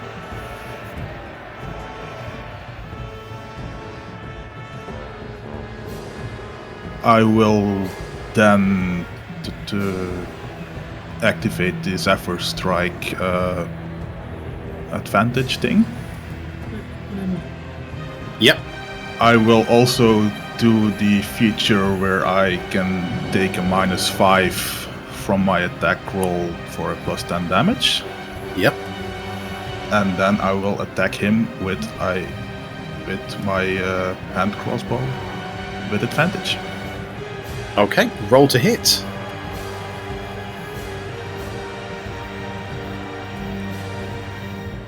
With a critical 20 +9, 29 to hit. Crits all over the place. It's like, if you can crit me, I will crit you right back again. So that would be a 2d6 +4 for the normal attack. Only 8 points of damage, but if that was a crit, the 1d8 also is doubled, I guess. Was sure.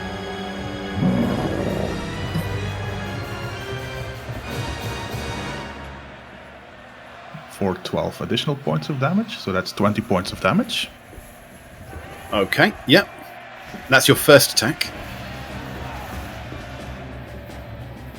Correct. For my second attack, I will also do a hand crossbow. It's no longer with advantage because it's only 1 attack roll. No, it also did 10 extra points of damage, I guess. For the -5 I took. Yeah, okay.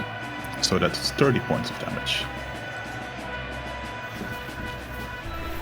Right, so the D8 is for... Which one is your... So the Zephyr Strike was the additional D8, 1d8. Yes. Yeah. The So I was just thinking of your feet. Yeah, that the crossbow expert is the -5 to hit and +10 damage. And then crit is double the rolls, so that's 2d8s, and then the normal attack doubled. Right, okay. So it's -30 health points. Is it already looking bloodied? It is looking bloodied, but it is still up. So I was looking at Colossus Slayer. Yeah, there's a separate one, yeah. Yeah, that's separate. That will go in effect with this roll if I hit him. So second attack to him, also with the hand crossbow. Since I'm not having advantage, I will not do the -5 thing.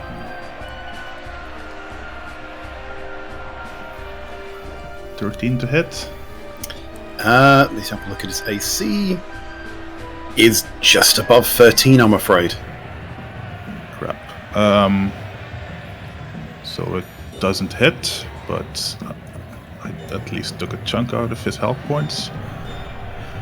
And now, since I did the Zephyr Strike, I give advantage. That whether you hit or miss, your walking speed increases by 30 feet until the end of that turn, which means I had 60 feet of movement, and I can move to the small room where the other Nundro was taken captive. You can definitely get in there. Yeah, I will just move into right in the door. Okay, move where you move to.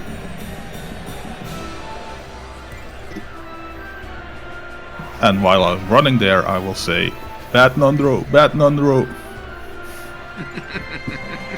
Okay, the group of you just see, George just booking it across the room, looking very bloodied and beat up as he runs away and out of the room. Right, this is going to leave us with the bugbears. Right, so they are... Lae'zel's jumped into the middle of the room, so they are going to attack Lae'zel. So, first javelin. That is a 6, it's going to do nothing. Second one is a 9, it's going to do nothing as well. Right, that then takes us down to... we just put that guy on there now instead of Nundro. So that's 16, yeah. So this now takes us down to the Black Spider, and what is he going to do? Yes, why not? He casts invisibility and disappears. Don't take my idea. You said it, so it's happening. He does also have that spell. So he's now on the GM layer, and he's going to move. You see,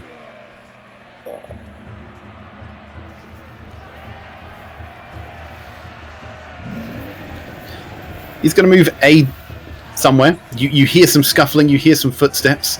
Can't really see him. Right, the doppelganger. Doppelganger's going to run into the room. Can't see George. He's going to run to the closest person he can see, which is this goblin. Right, he's going to run into the room, run to the goblin, and he's going to... He's going to use a slam attack on him. 22 to hit. That will hit. Take 9 points of bludgeoning damage. Right, and just for shits and giggles... Ooh, no.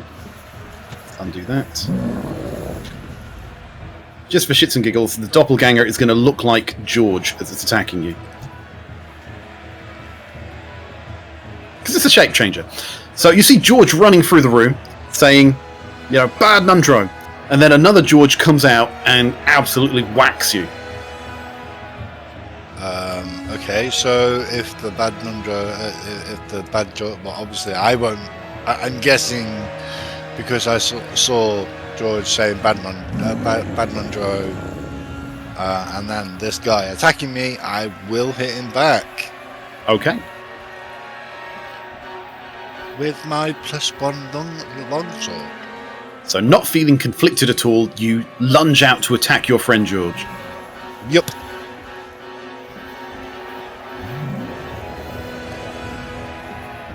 With a 12. First. 12 does not hit for your first attack. Second, let's try again. Nope. Both misses. You try and attack him, but something about the way he looks like George is just making you flinch ever so little as the guy ducks and weaves. Colby, you can now see George attacking Synth. A different George ran through screaming bad Nundro, and the Black Spider appears to have cast invisibility and run off somewhere. Well, shit.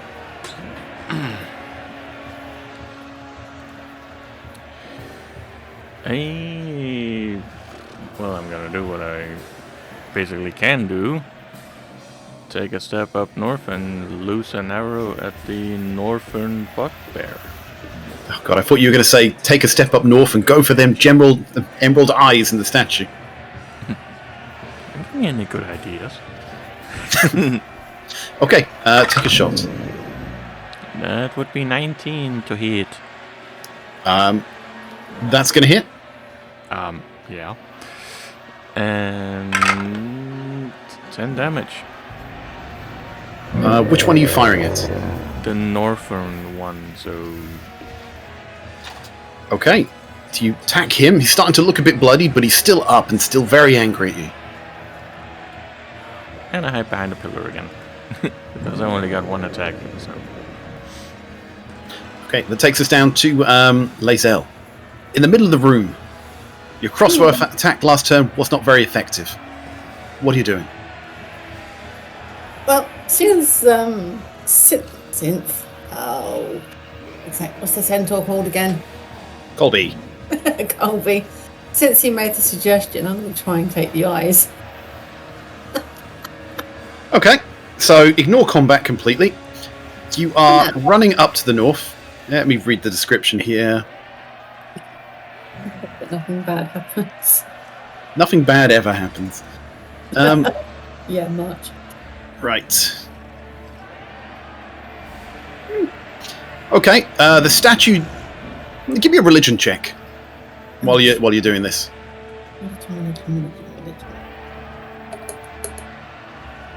4. Now, it appears to be a statue of some form of dwarf. You're not really sure who.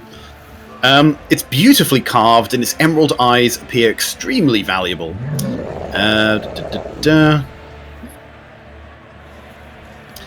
Right, and that, and yeah, if you wish, you can try and climb the statue to pry the jewels out. It's a DC 10 strength check to try and pry a jewel out.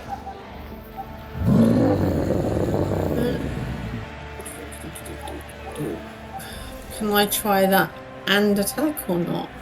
No, you can either try and pry the gems out, or you can attack, one or the other. But it takes DC 10 to try and rip the gem out. You have got quite a lot of strength, though, so you've got a good chance. I'll try and do the eyes. Okay, roll me a strength check.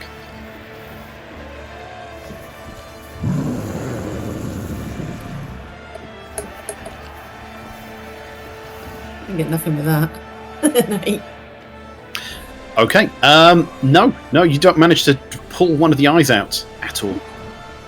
They're still stuck in there. You could try next turn if you wanted, but they're stuck in there.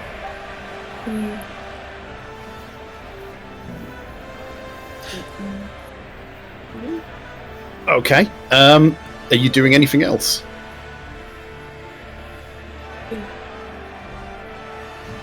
Use second wind, can You could use second wind, I think.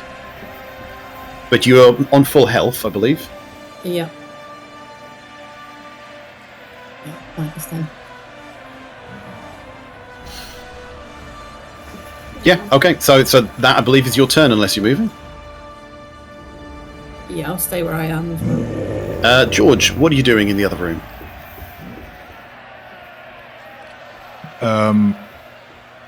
Having never seen you before, Nundro screams at you.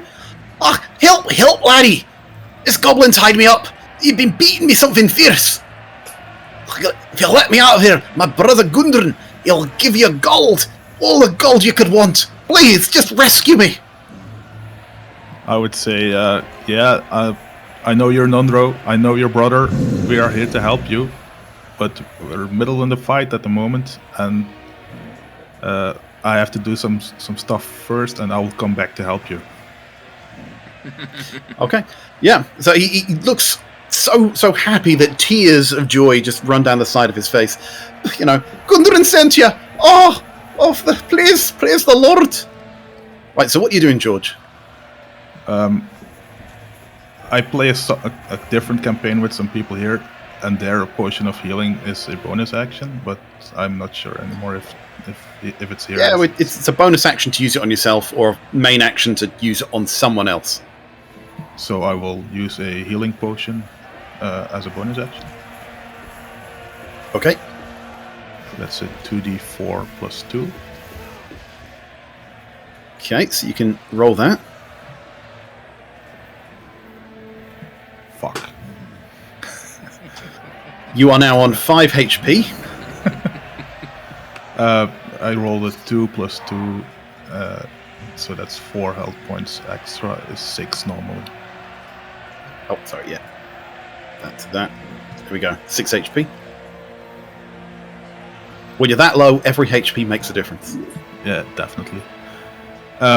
So that was my bonus action. Let's cross off the healing potion. Then I will step out of the door and try to shoot at the top bugbear. Okay, he's starting to feel very harassed. Everyone seems to be shooting him and not his friend. That's not my problem. Remember, I have this feat that half and 3/4 cover doesn't really care for me. So I will do normal hand crossbow attack. 24 to hit. Okay, so that's going to hit. And that will be 10 points of damage plus the 1d8 for Colossus Slayer. Right, so roll that. So 15 points damage in total. And with that, thwunk, this arrow just cracks into the bugbear's chest and just knocks it flat onto the ground, dead. Yay. Perfect. Then I can still do my attack to the other one. Let's move you first of all. So you're there. Let's do our little line of sight. Yeah, you've got line of sight on him. Yeah, so same hand crossbow attack on him. 16 to hit. 16. Oh wait, if you ignore cover, it hits. Yeah. Perfect. For 9 points of damage. Okay, so he's still up. And then I move back into the room. Okay. Right, so if you move yourself, and that takes us down to the bugbear. Now, he's looking a bit bloodied, so we had this debate. He can't get far enough to get to... Oh, can he? F off. Always me. So he's going to jump over the table, and he's going to run to the only person that's within range, right? And he's going to take a Morning Star attack. He's out of javelins at this point. Right, and that is a crit. Right, so... Yeah. So let's just check, did it auto-crit the damage there? I think it did. That's 13... No, it's 13 plus 40. Yeah, so that rolled it twice. Is that right? Yeah, that's really high rolls. No, it put the crit in there. No, it's 13 points of damage, I think. Yes, so it's 13 points off Lae'zel. So you lose your 5 temporary hit points, and that drops you down... Oh, no, that's too far. I'm still good health. Thank Yep. God. So you're on 36, because you had 5 temporary hit points. Don't forget that. So he's run up and attacked you. Right. From the bottom of the room, the black spider reappears, and he shouts, "Those who betray others will face my wrath!" And he casts Magic Missile, and again, he's going to cast this up at Lae'zel, and all of them automatically hit, because that's bullshit, which is Magic Missile. Right, and that's 2, 4. So that's going to be 7 points of piercing damage on Lae'zel. In other words, crap. Oh, it's Magic Missile. It doesn't do a lot, but it always hits. No. Right, and then he is going to run off somewhere and disappear from your sight.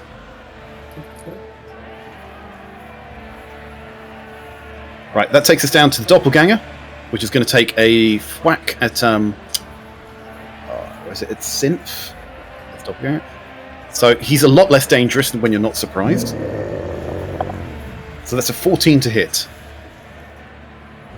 14 will not hit. Okay, so that's his one attack.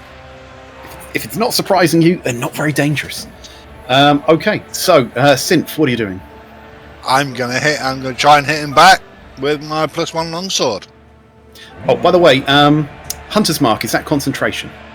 Yes, it's no longer active. Right, okay. So I'll take that off the guy. Right, Goblin, go for it. 16. It's gonna hit.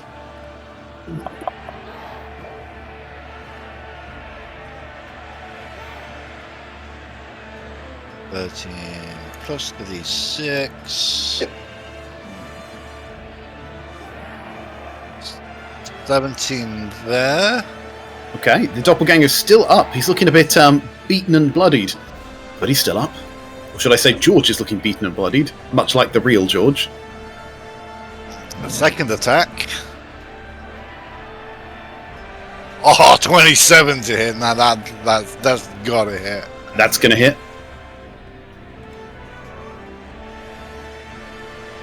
14 plus the d6. How do you want to do this, Eagle? Oh, I want to slash him straight through the middle. So with your gauntlets of giant strength, you literally rip him straight across the side as these two halves of George just fall away and just revert back into their original doppelganger form. The doppelganger falls dead to your feet. Right, so that's doppelganger off there. He's hiding. Are you moving? What? Yes, I think I will. Give me a minute here. I don't know whether I can do this or not. I've used both my actions, but I have Charger. So you have to use a dash action to use that, but you've already attacked, so you can't dash.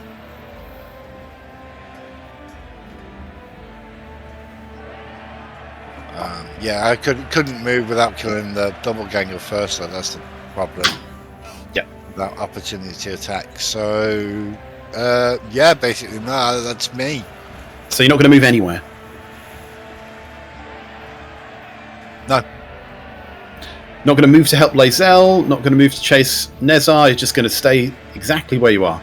I will try and chase the Black Spider, see if I can see him running in some direction.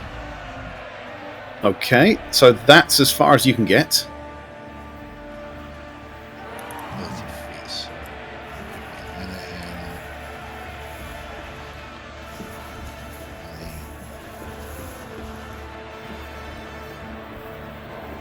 So that puts me there. Okay.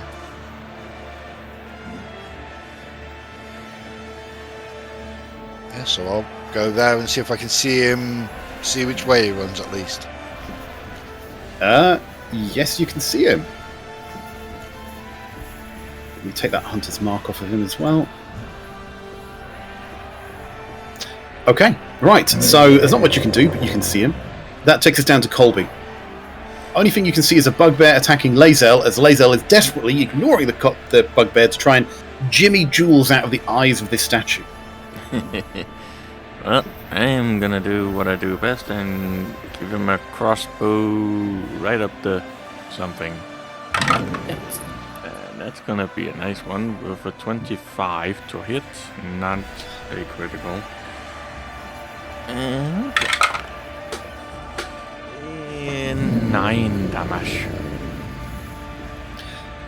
9 is still up. Looking very crispy, but he's still up. Okay. And that's about it, I guess. Okay. Lae'zel, are you continuing to jimmy the jewel, or are you attacking the crispy-looking bugbear to your south? No, the crispy bugbear's going to get my sword. Okay. Roll to hit. Ooh, 27. Don't even bother rolling damage. He has 2 health points. That's a crit that you got as well. Yeah. How do you want to do this? Chop his head off. Lazar, stop that! I'm doing something. He just chops his head off. I love my sword. Okay, so that one's dead. So So that takes us to George. Right, so I will move out of this room again to see if there's anything else I can shoot at. Yeah, so you move. You can't see any bugbears from there. Right, so I will move towards the big room. Let's see how I move.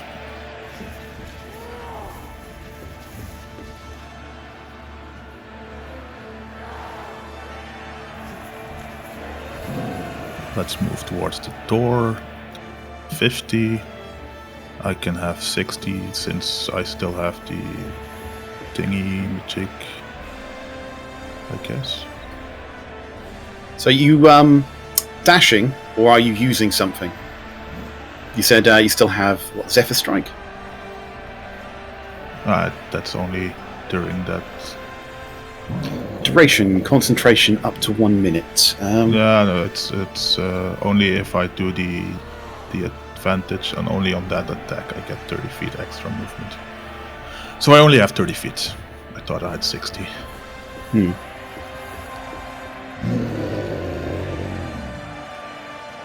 Yeah, okay. But you can dash if you want to go that distance. Maybe hide behind Synth or something like that. Yeah, probably. I will dash towards that 60-foot spot next to Sint.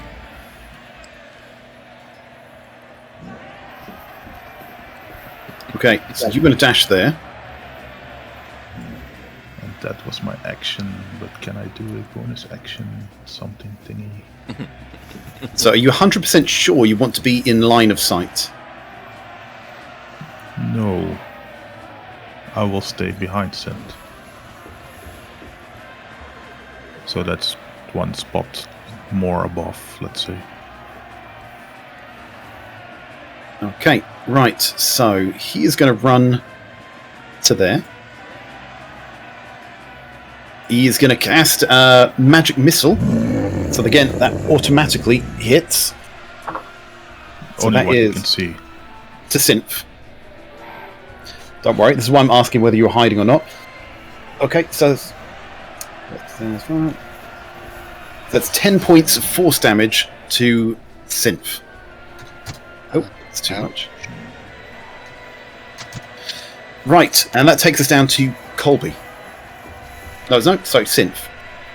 As you're running towards this this guy, the Black Spider, he's just flinging magic missiles behind him. Now might be the perfect time for your charge attack. I was just looking at that'll give me that. Okay, so yeah, I'm going to charge, definitely. Let's see what that gives me. Give me a moment.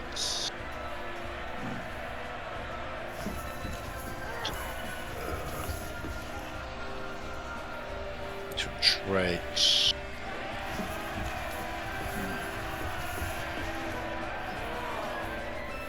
Charge.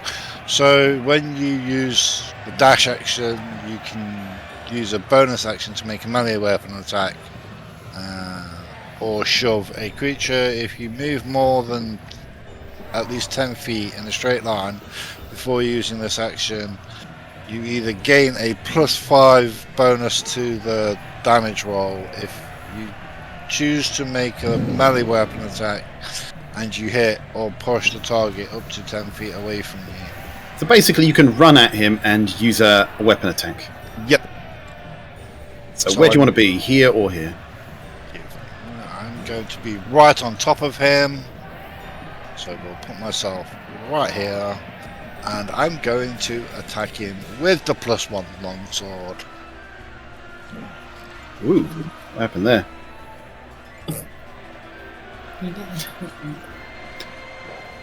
Right, so attack him. So roll to hit.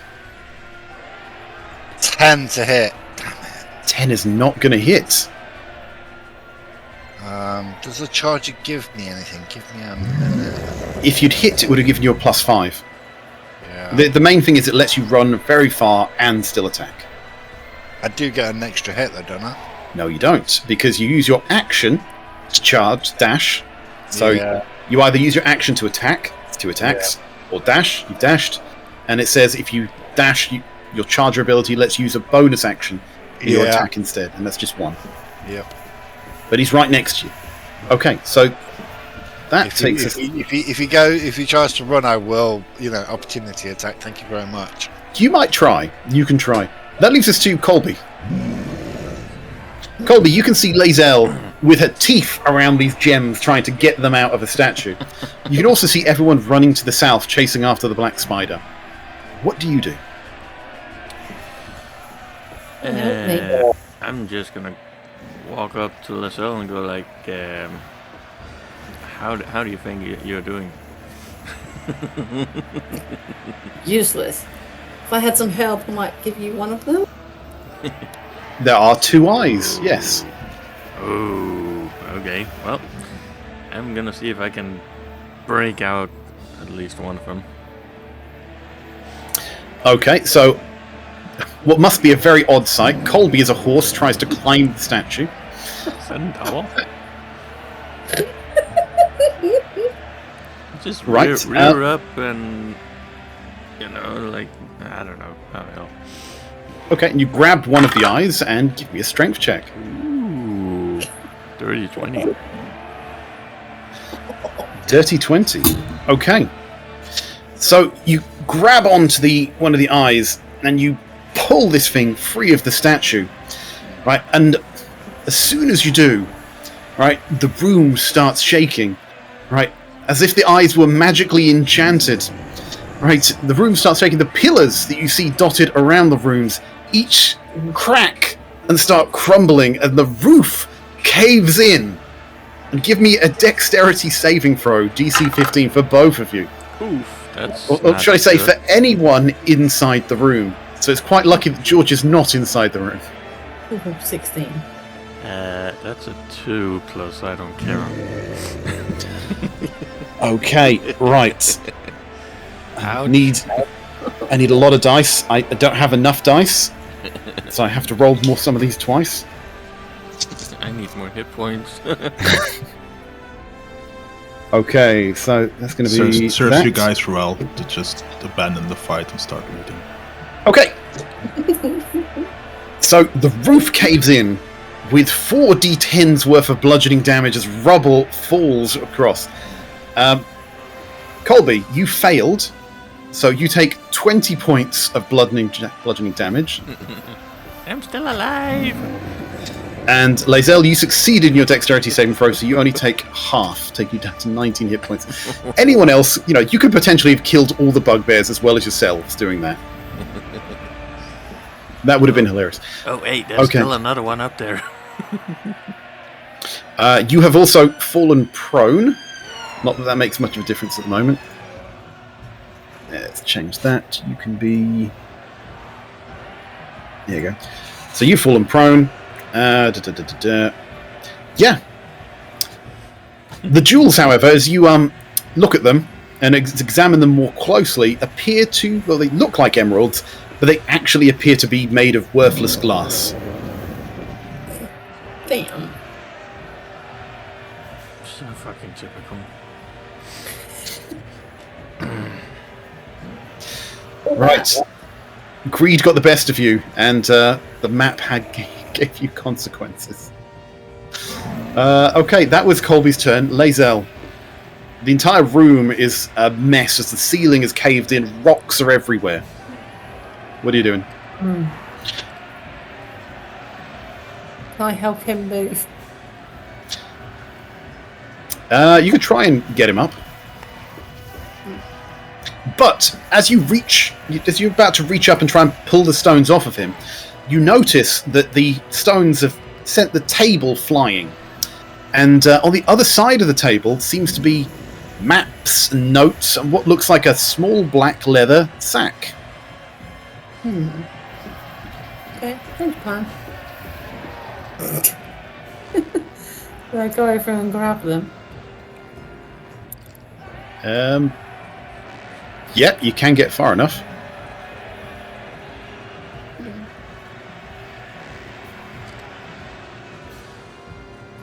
I'll pick them up in the black bag. Inquisitive. Okay, so in the bag, you find 190 electrum pieces. I'm actually going to put this down somewhere. Oh, I've got it written down. There's the sargery. You find 190 electrum pieces. You find 130 gold pieces, 15 platinum pieces, 9 small gemstones worth 10 GP each, and a dwarven ale mug made of a hammered electrum worth 100 GP. Nice. You also find notes and maps showing the Black Spider's efforts to explore the mine so far, but they don't seem to have got much further than you have.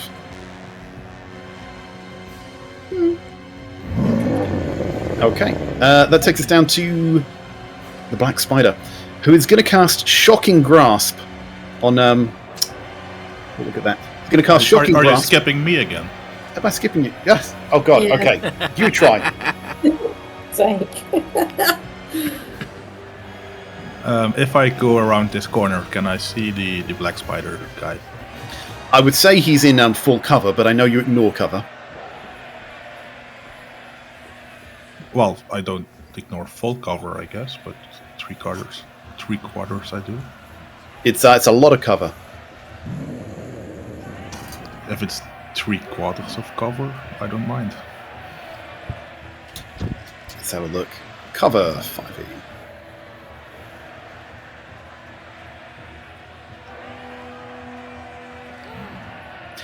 Nah, it's probably 3/4. Right, then I peek around this corner. And I will shoot at him with my hand crossbow. Okay, roll to hit.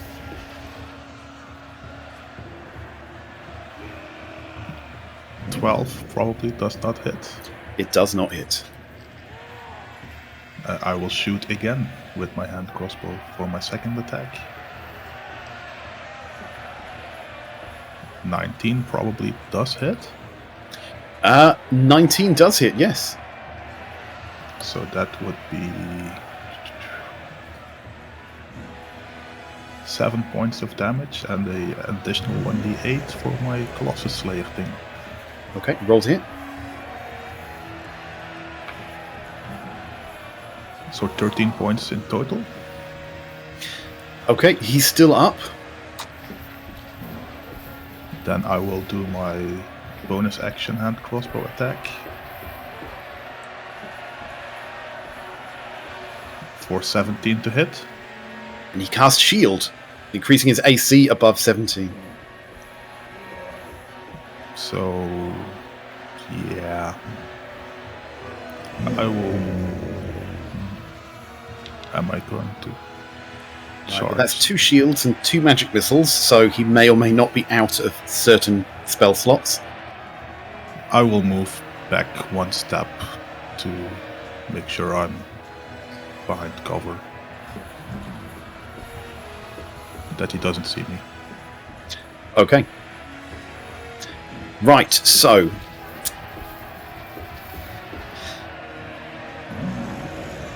Now, so what he's going to do is he's going to cast Shocking Grasp to try and get away from Eagle, Synth. So that's a 24 to hit That will hit.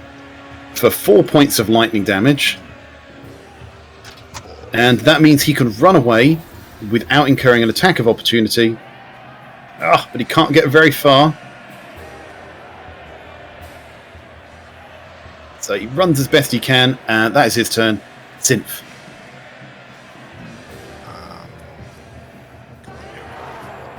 Distance. Okay.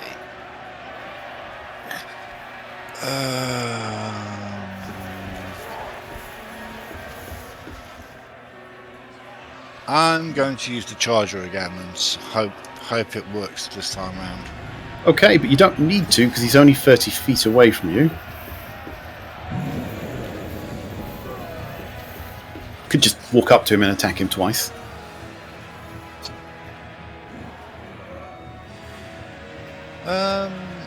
Yeah, well, okay, we'll run up to him and we'll just keep chasing him and let's hope I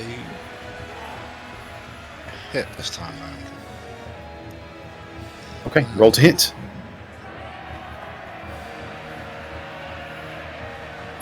$15. With this last spell slot, he casts Shield.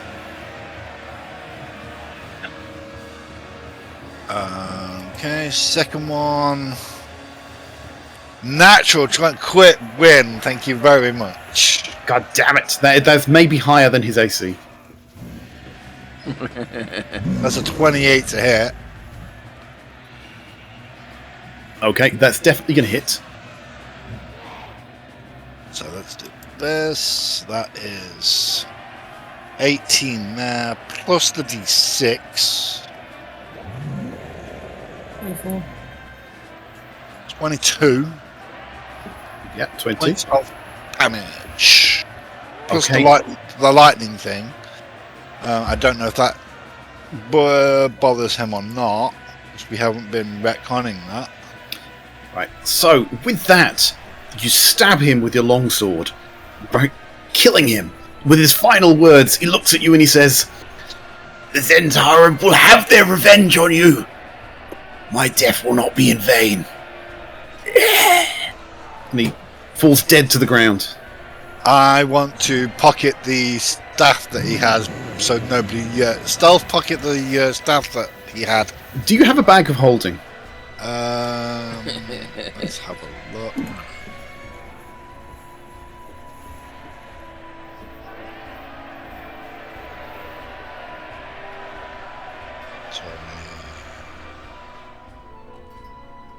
I have a backpack. I don't think I have a. It doesn't look like I have a bag of holding. So Okay, so I will just take it. so just humour me here. When you try and hide the 2-meter long staff, how are you doing this? 2 meters. I'm just gonna try. I mean, you can put it in your backpack, but it's going to stick out. Let's carry it. Little tower over here. I'm gonna try and put it in the backpack, but I'm gonna try and put it angled so it doesn't look like it's coming out of the. You try as best you can, but a full meter of the staff sticks out your backpack. I'm just gonna grab it and we'll see what it's worth later. Okay. As you search for his body, you also find a potion of healing. If you want to add that. Inventory equipment. We'll take that.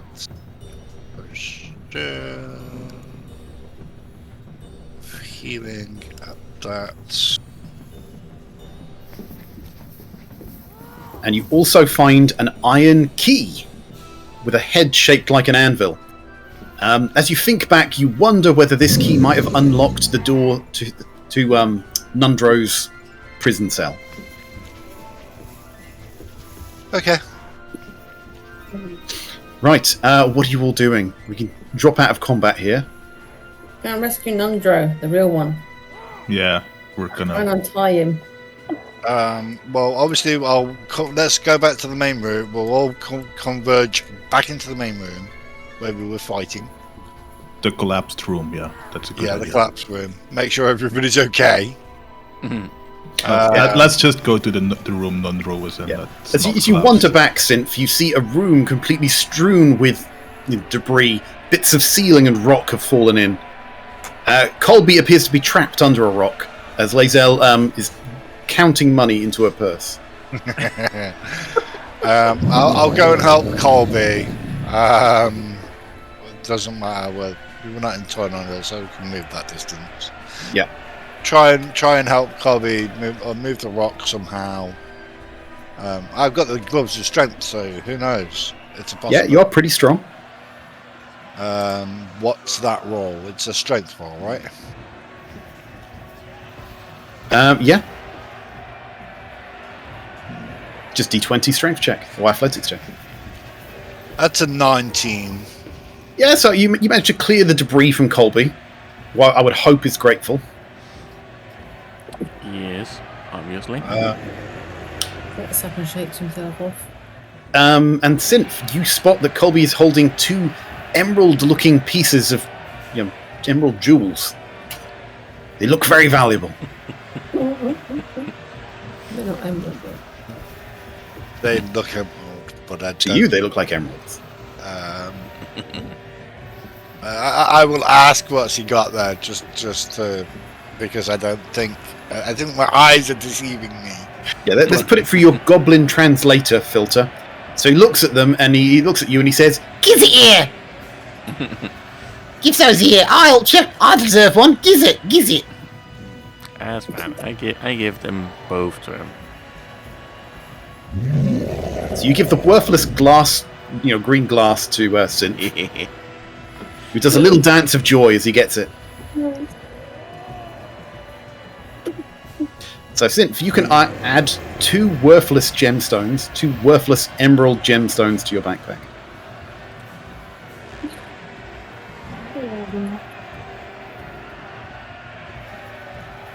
In the meantime, I chop off the head of the shape changer and make sure he's actually dead, and then I loot his body if it's something, if he has anything. Right, he doesn't, but I tell you what, let's bring up a loot table, because that was a bit of an intense fight.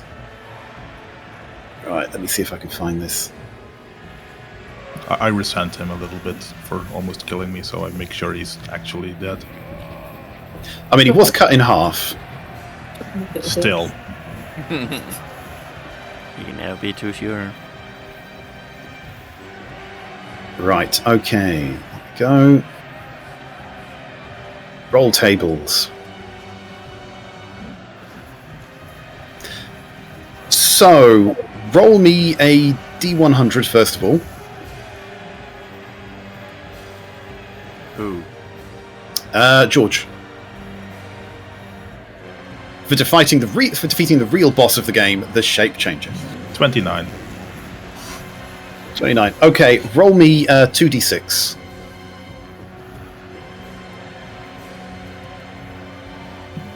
3 and a 5. 8.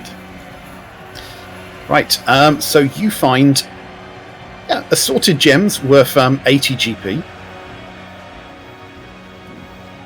Right, and let's have a quick look. In 1 second. And roll me a D100.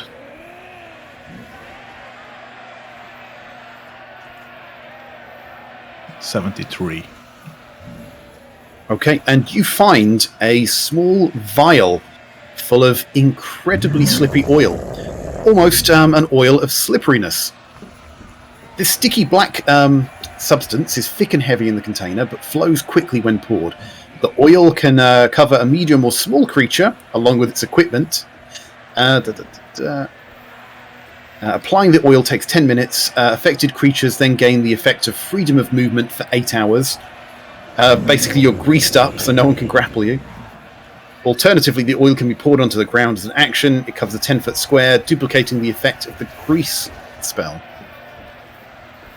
So freedom of movement means for the duration, the target's movement is unaffected by difficult terrain, and spells with magical effects that reduce a target don't work. So that's paralysis and restrained. And it can escape from non-magical restraints, pretty much automatically.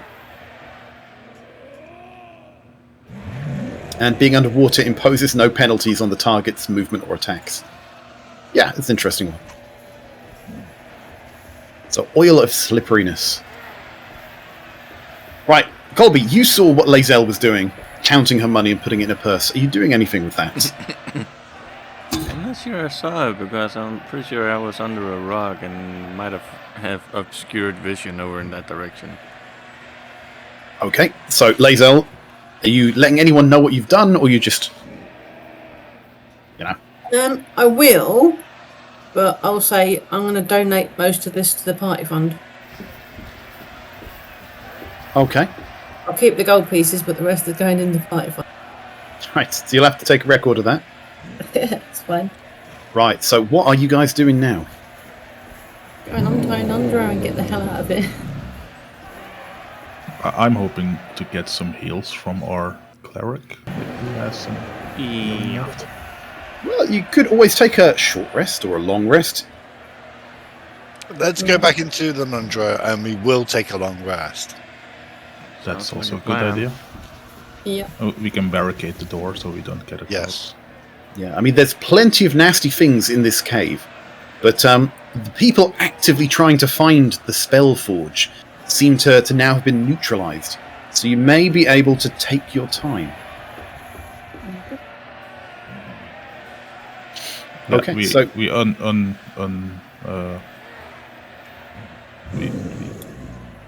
we free Nundro, and we do a long rest in this room.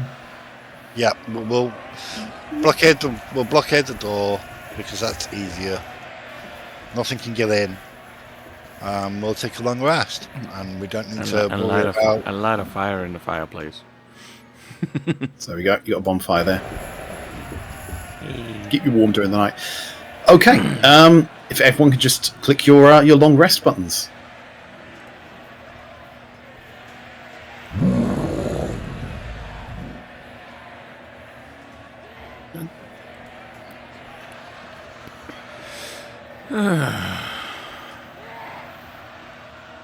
Okay, so that's got to have helped some people more than others. Spell slots. Yeah, spell slots and health. Yeah, it's amazing what a good night's sleep can do for you. Yeah, going from almost dead to completely healthy in 8 hours is. You should just go to a hospital, just tell people they just need a good night's sleep. Broke a leg, good night's sleep. Shot in the head, good night's sleep. Right, okay, so let's reset a couple of things there.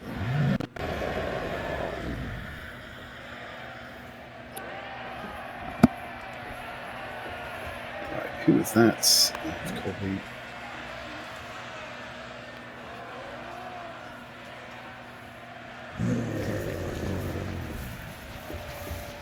Okay. Right, so if we zoom out the map a little bit, you've explored some of a very large map. Right, if you want to zoom that out on Twitch, some of a very, very large map. You appear to somehow have stumbled straight into the Black Spider. You can see Synth there has been standing around looking at a staff with a giant spider on the top of it. I don't know whether you wanted to investigate that. You know that everyone was chasing the location of the spell forge, which may or may not be in this cave. So you could just take Nundro and leave, or attempt to leave, or you could explore deeper into this dungeon. What do you want to do? And of course, there is a very magical-looking staff being played with by a very inquisitive goblin. I'm not taking it away from our world's strongest goblin. No. I'm getting Nundra out of here anyway. I'm going to go and explore that last dark space underneath us. Maybe Nundro wants to help us explore the cave. Maybe. Synth, did you want to do an investigation check on the staff? I don't know. It'd be Arcana, actually. Let's have a look. I'm not sure what my Arcana is like. For some reason, it's advantage, but at -1. How on earth do you have advantage? I have no idea. I think it's... Oh, for information about fiends, undead, and yeah. Okay, so it's just -1. Well, that's a natural 20, but with the -1, it's a 19. Okay.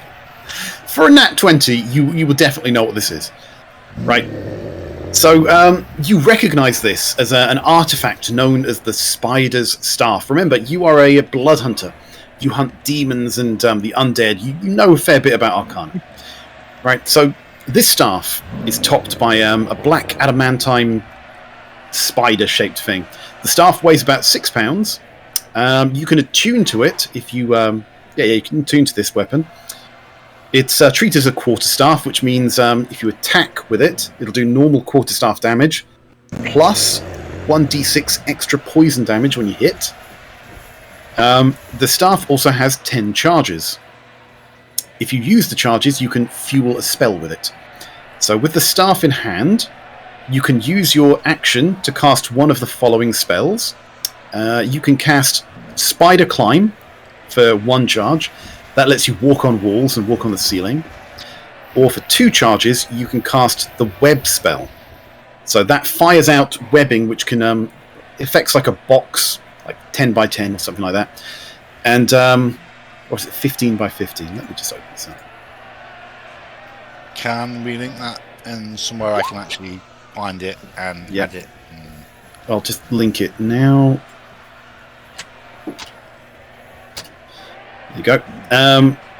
So the web spell, that's a 20 by 20 foot cube. Everything in there gets webbed, restrained. It's very good for trying to deal with large groups of enemies. And the staff regains 1d6 plus 4 charges each day. And if you use... if you expend all of the charges in the staff, you have to roll a d20, and if you roll a 1, it crumbles into dust. So, be careful how many charges you use.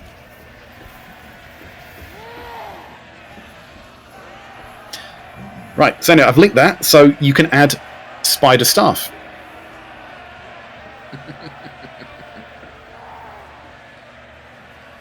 You can decide whether... Page not found, apparently. Let's try this again. Spider staff, spider staff. Do. Okay, we'll just go on to your character sheet. Right. Go on to inventory. Manage inventory. Yeah? Yep. And you want to type in spider, and you should have Spider Staff as an option.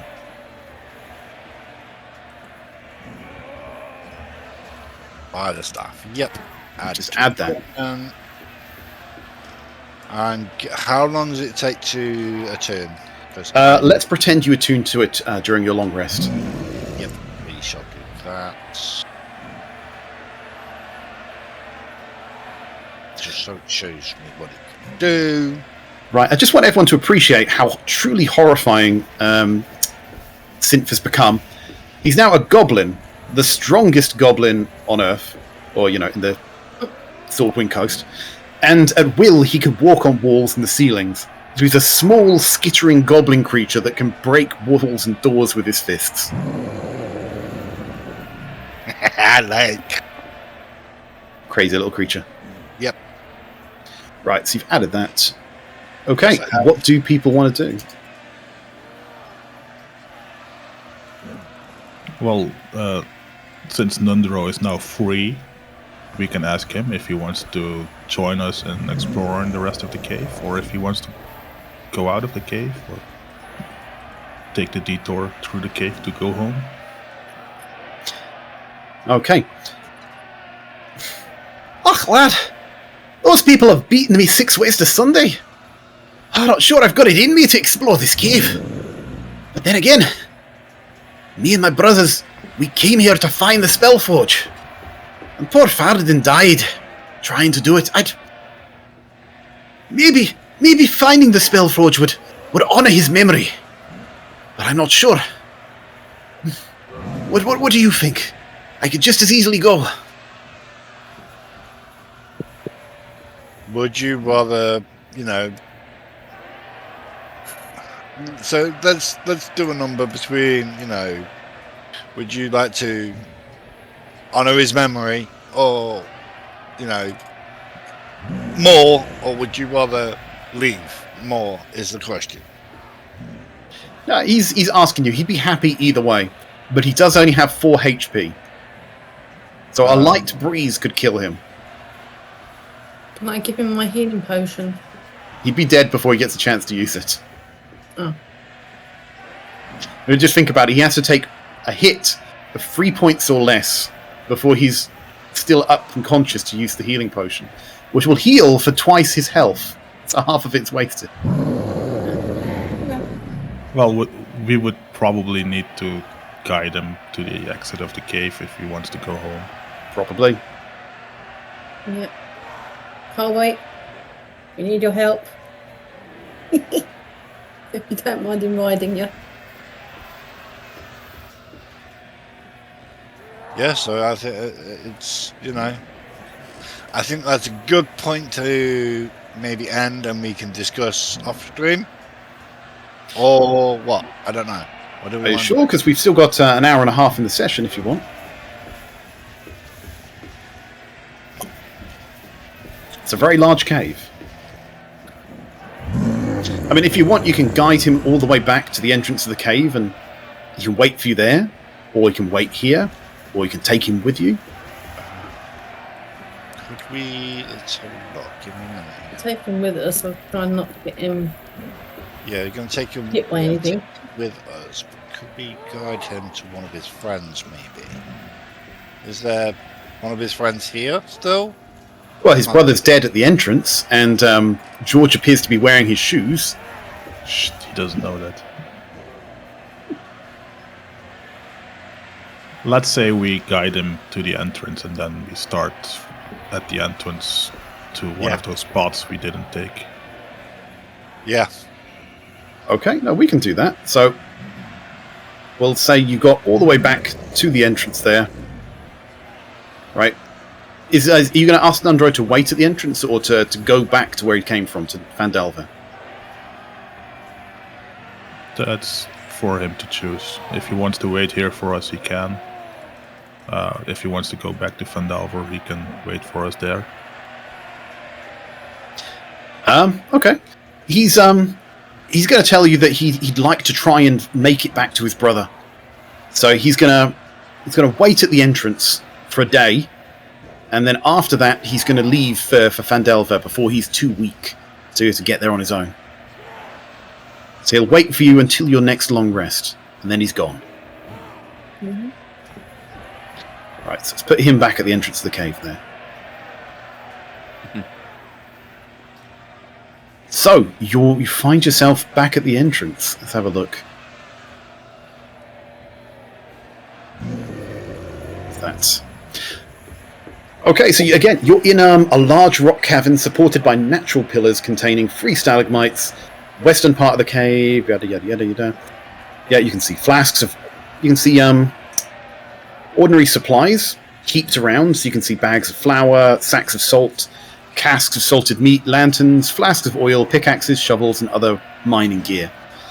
There's those ropes that go down into the entrance to the cave, and you can see tunnels going off to the left and the right. You did some exploring for the one to the left, and you have not explored the one to the right. We're going to the right now, I guess, then? Yep. Yeah. I'd say that's So, a good idea. against the clock this time. Right, so who's going first? Or strength goblin? Or Yeah, sure. I will keep close eye on the rear again. Watching out for these gelatinous goop things. Okay. Let's check you there. So, what do you see? Mountain of gold.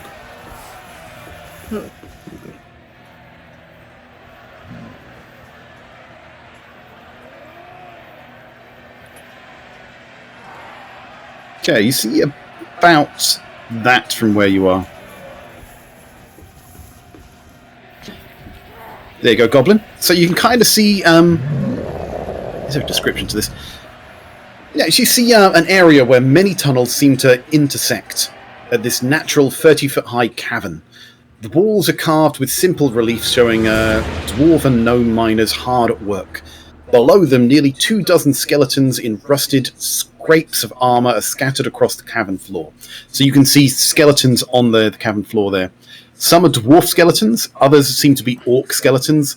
Half a dozen large brass lanterns stand in niches on the walls around the cavern, but none are lit. So obviously you've got dark vision, you can see some of this. So it looks like an old battle took place here at one point in time. That reminds me, so I cast dark vision on myself. Yep, I'll explain. I just see another room at the minute. I can't see any enemies. So I will take a few more steps forward, I suppose, and see if I can see anything in the middle. We'll try and see what uncovers and see who's following me. Give space for people to come in behind me.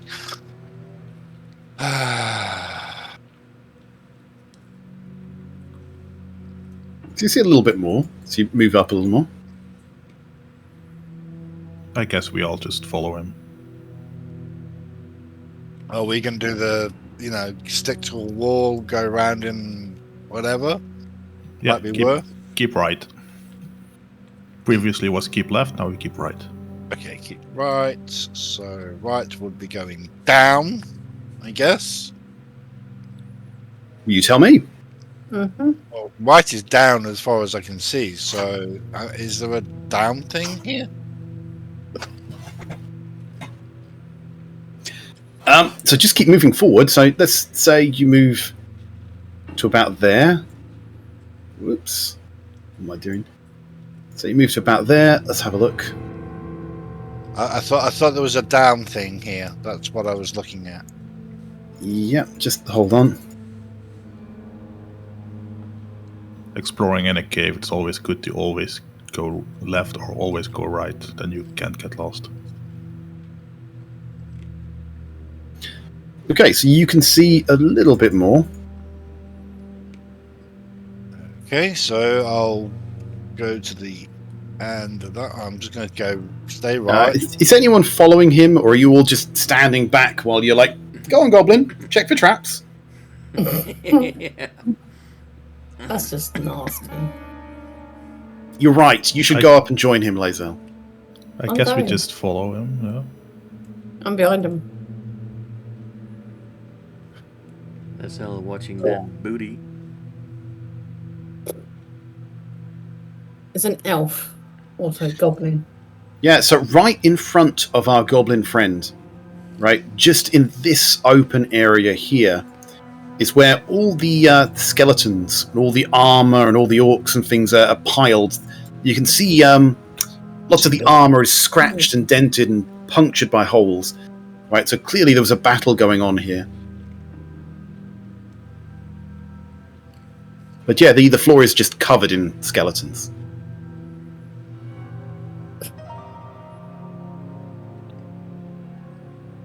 And there's Yeah. no armor left or anything. Maybe better. Oh, they've got armor. It's all the leather armor is more or less rotted away. There's bits of metallic armor there. Maybe there's better armor for somebody in the group. I don't know. Actually, it says they're rusted. So yeah, all the metal armor is rusted away into scrap. Yeah. You can still have a look if you want. We'll investigate and see if there's anything worth. Okay, so you walk in and you're going to start investigating the skeletons. Is anyone else's loot senses tingling? Yeah. I'm looking around for enemies Okay, so everywhere. Synth and Lazel, can you give me investigation checks? And George, can you give me a perception check? Dirty 20 on that. 19. 22 on perception. Right. Okay, so first of all, as our goblin friend and Lazel go through the skeletons, You find a couple of gemstones, in there. So let's just say 2 gemstones each worth 10 GP. Right. George suddenly remembers that they were attacked by skeletons in a different part of this dungeon, and wonders if all of these things that they're rooting around for are about to attack them. But nothing seems to happen. So George continues to look around, and as you do, he looks up on the ceiling, where he notices a large group of bats, which, hearing the clanking beneath them, start to flap their wings and fly down towards Lae'zel and Synth. Seriously. Check for traps, man. Check for traps. Right. Let's move that way. Oh, God. Okay, roll for initiative. Typical. That's better.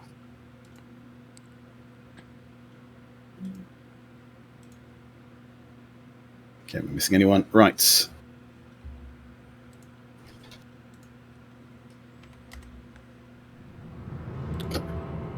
I've got any small bats that ain't got much health points then. You remember seeing these things at the entrance to the cave. Colby, okay, you got that. Right, George, having spotted them, right, because you were doing your investigation check, so your perception check, they don't get a surprise round. Right, you see these things fly off the ceiling and start heading towards your 2 friends. What do you do? I will cast Magic Missile with my Magic Missile staff. Ooh, that's a very good choice. How many charges are you using? Just at first level, so 1 charge. Okay. And Which gives me 3 darts of 1d4 plus 1. All those darts at a single one, or are you spreading them out? I will spread them out, 1 dart each. Okay.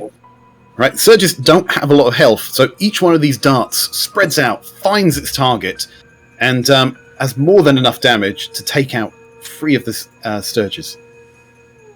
Doof, doof, doof. Duff, duff. And the third one, duff.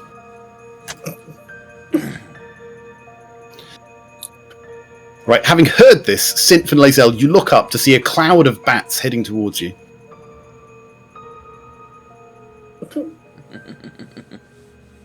Synth, I don't like what are you doing?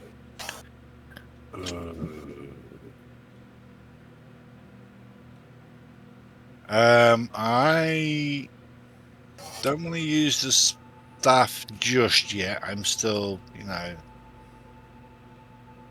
but I will. Interesting. You could try and web the entire group of them. Would it work though? I very much doubt it would. Oh, as a DM, I can just say you can try. But it creates a 20-foot cube of webbing. 20-foot cube, so give me a minute.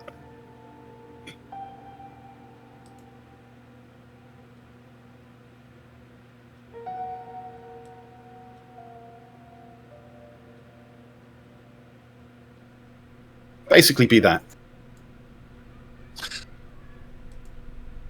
Okay, so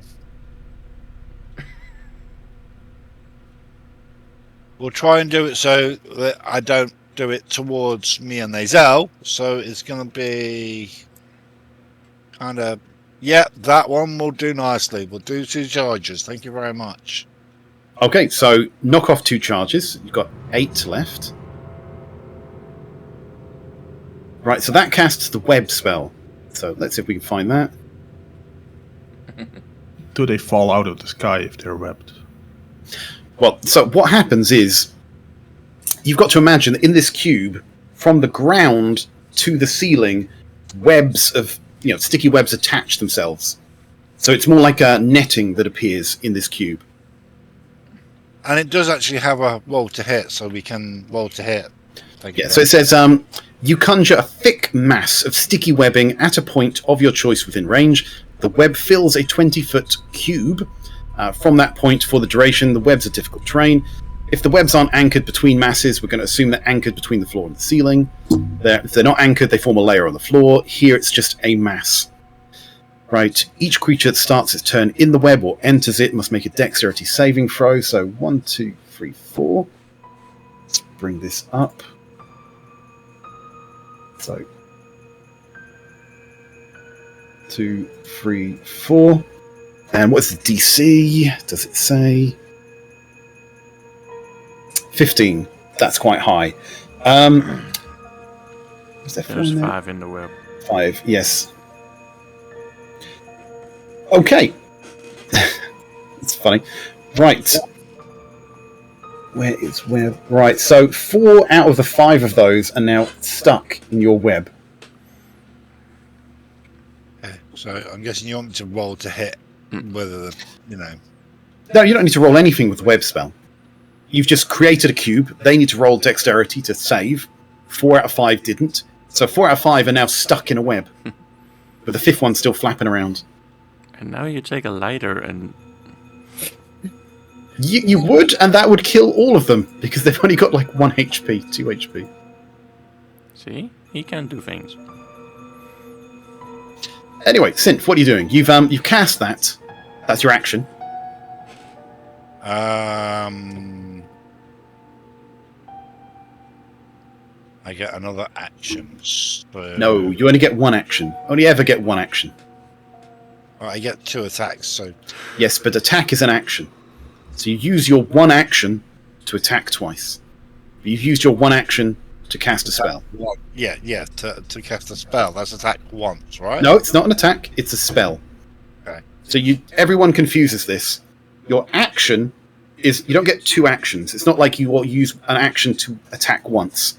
You use your 1 action to attack, and your attack is hitting twice. You've used your 1 action to cast a spell. So your 1 action has been used. So I guess I don't have any more actions to do. Just bonus actions. Bonus. So as a goblin, you can use your bonus action to disengage. Yes, I will do that and move away. Leaving Lae'zel next to the Sturges. So where are you moving to? Not too far away, but I am gonna... I got 30 feet. So... maybe towards Lae'zel and try and grab...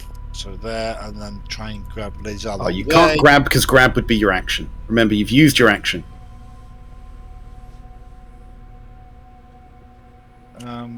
Towards Lae'zel and then that way, I suppose. Because I'm guessing we're going to be going that way. So you move there. Right, Lae'zel, what are you doing? In front of you is a giant patch of webbing. Some of the Sturges appear to be stuck in the webbing, others do not. The webbing also appears to be highly flammable.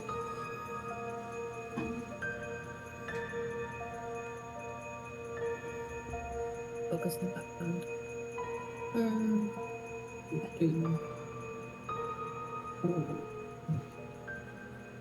Would a tinderbox or mess kit have matches in?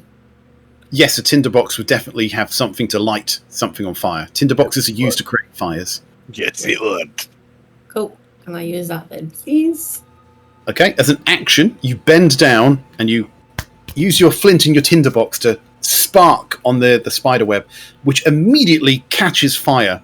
And everything inside of there takes, I believe, 1... Let me just see, where's where... I'm actually just going to have to look this up, but I think they take 5 points of fire damage. Oh, 2d4. Right, so let's do that. And they take 6 points of fire damage, and all of those are dead. Nice. Nice. That's a real 1-2 punch there. So even the ones that weren't restrained, they still die in the flames of the fire. And that web has now disappeared. Useful spell. Okay, Lae'zel, what else are you doing? That was your action. There's still 2 of these bats up. Still attack one? You've used your action, so you can't attack. No. You can, however, run. Yeah. Yeah. She can do action surge and get a second action. She could, if you want to use action surge. You've still got Colby's turn, and there's only 2 Sturges left. Yeah, no, I'm gonna shift my ass back next to Goblin. Now remember, you only have to run faster than the person next to you. So you standing next to him or running past him? Running past him. There you go. If you've ever been chased by a tiger, don't run faster than someone else. You know, trip them up and run faster than that. Okay, Colby. Yeah. You can see a firestorm in the other room. What are you doing? And I'm annoyed I wasn't the one doing it, but whatever. I will take a crossbow to the nearest one. Okay, yep. And yeah, that's definitely gonna hit. 26. Yes, their AC is not very high.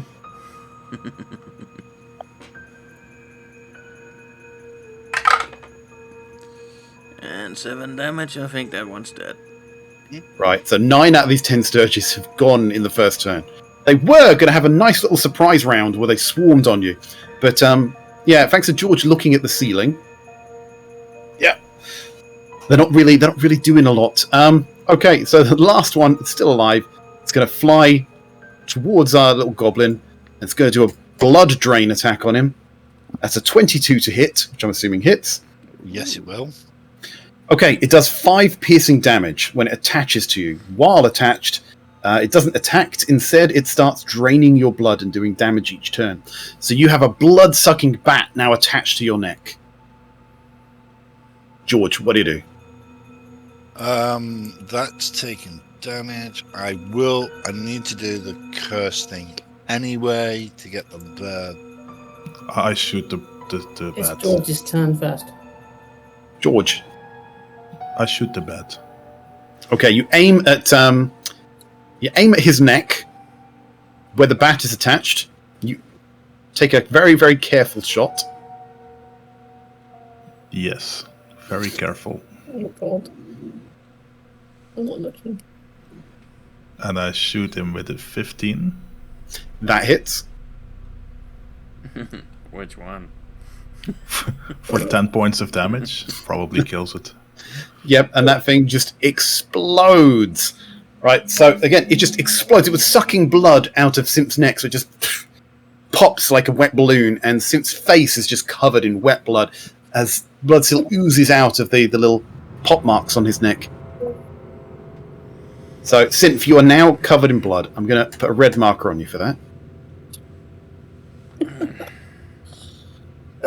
And I will move up towards Sint and see if there's anything else I can shoot at. Because I technically still have 2 things that I can shoot at. Okay. There doesn't appear to be anything else in there except for the skeletons of dwarves and orcs on the floor. And now the bats. Right, then we can continue on our search for the Spellforge. Right, where are you going? South. Yes, let's see where that road takes us. Okay, so who's moving down there? Oh god, no. I will wipe my face now we're not in the combat and remove the blood from my eyes so I can see. Okay, we'll take the red marker off of you. Right, so Lazel's run over there. Let's have a look. I do need to do the blood curse thing for my lightning. If I'm using that, of course. Okay, so Lazel, as you move down here, you see what looks like the collapsed entrance to the cave. You can see what appears to have happened is a bloody, intense battle happened here, and to save the forge, it looks like the dwarves may have collapsed the entrance to prevent orcs coming in, trapping themselves inside the cave. Of course, you can see paths off to the east and the west.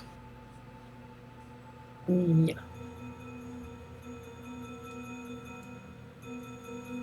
Yeah, one go one way and one the other, and then meet back. Split the party? 100% you can. Just two of us, not the whole lot. Just so we can see what's up there. Okay, move to where you want to move to.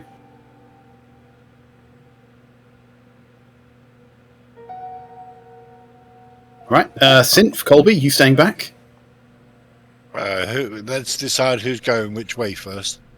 Right, well let's just show you what you've won. So let's do a bit of reveal. What we've won. You can see doors to the left of you and doors to the right of you. God. And this idiot stuck in the middle. So this is the entrance to the cave. There are doors going left and right. Where they go, who knows? What are you doing?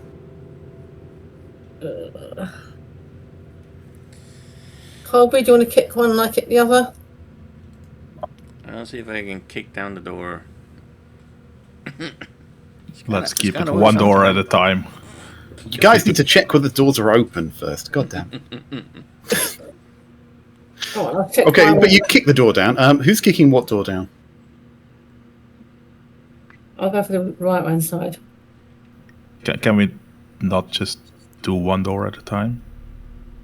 So that we only have to fight at one spot. Oh, Okay. you assume there's Maybe. fighting behind there. Of course there's not. Colby. Do you knuckleheads want to listen to reason or just open both doors at the same time? One at a time. Yeah, one at a time. So we know. Colby first then. I jiggle the handle, see if it's if it's unlocked. Yeah, they appear to be unlocked. Will I open the one that I'm next to? Okay. Creaks open. It's not been opened in maybe 200 years. And inside, you see what appears to be the old guard room.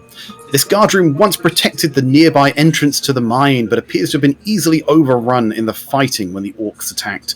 Splintered stone benches and heaps of rubble from partially collapsed ceilings fill the room.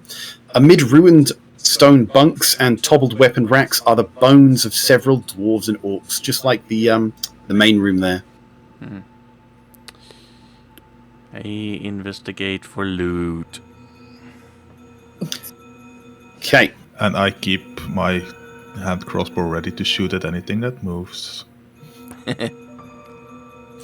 Okay, so Colby's investigating for loot. Is anyone doing anything with the other door, or are you guys coming inside this one? I'm going to try the other door. Okay, Colby, give me a roll. A 3. I'm at a D100 roll. Oh, well, you should have said so. I probably should have. Where is that? Sources. 85. Right, hold on. 85 skeletons get up. Yeah. Exactly. Too many. Right.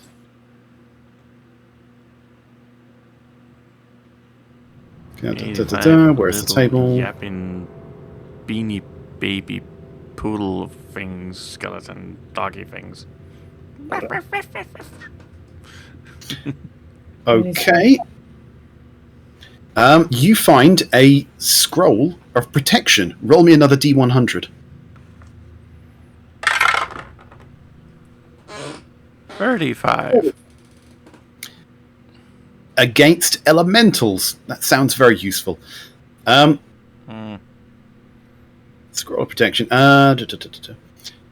Using an action to read this creates an invisible barrier that extends from you in a 5-foot radius.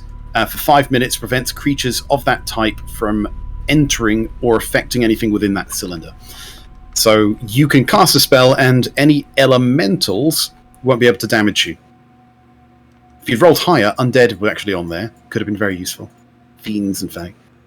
Right. What are you doing, Lazel? You said you're opening the other door. Yeah. I'll check it first. See if it's open. Hopefully it's open like the other one is. Let's have a look. It is not open. No, wait. No, it is open. Right, so you open that. So you find the assessor's office. The mines assessor worked here, weighing and assessing ore samples and paying the miners for their labour. This chamber was once an office or storeroom of some kind. A large stone counter bisects the room, set with 3 dusty balancing scales made of iron. Cubby holes carved into the north wall are stuffed with dusty papers and scraps. Several long-dead corpses of gnomes and orcs, by their look, are sprawled across the floor. Right, so this looks like an office where people used to pay for stuff. Mm-hmm. And I loot. Right. As you walk into the room, you're attacked by skeletons. No. As you walk into the room, you can see that there's a counter, and behind that counter appears to be a lockbox. Common sense would tell you that this might be where they kept the money for paying people. It's a tarp. And I think Goblin's got a key. Well, he said it might be to a door, but... Right, so what are you doing? Goblin, what are you doing? As I completely missed the explanation for... Because... One appears to be a guard room full of dead guards. The other appears to be the office where they checked how valuable ore was and paid people. And Lae'zel has found a lockbox, which may or may not contain, I don't know, something of value. Ooh, so...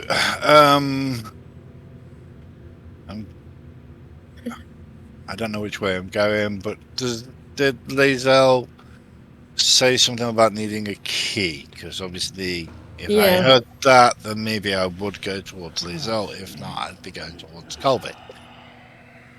Let's see if your key fits. Okay. We can try the key. Right, as you walk into that office, Colby has now been in the other room long enough for bad things to happen. Right. In the round after Da-Da-Da enters the chamber, the bones begin to stir and knit together, forming skeletons. Okay. So the skeletons... I had my action ready to shoot at anything that moves, so I get an attack then. Yeah, so as you were rooting around there, the skeletons started to coalesce, bones cracked, and 9 skeletons get up and they start moving towards you. As you see this, George, take an attack. And also we're going to have to roll some initiative. I shoot at 1 with a 23 to hit. Right, that is going to hit, but if you just wait 1 second... I reroll that. Right, and let me find skeletons again.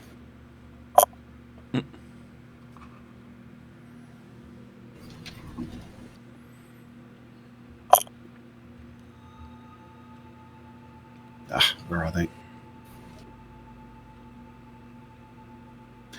Why on earth do they not have skeleton? Right. Okay, I just have to run them off something else. Right. Okay, so what are you rolling to hit with? So you hit. I mean, who are you trying to attack? The one that I can see through the door, so I would guess the one to the left and below Sarge.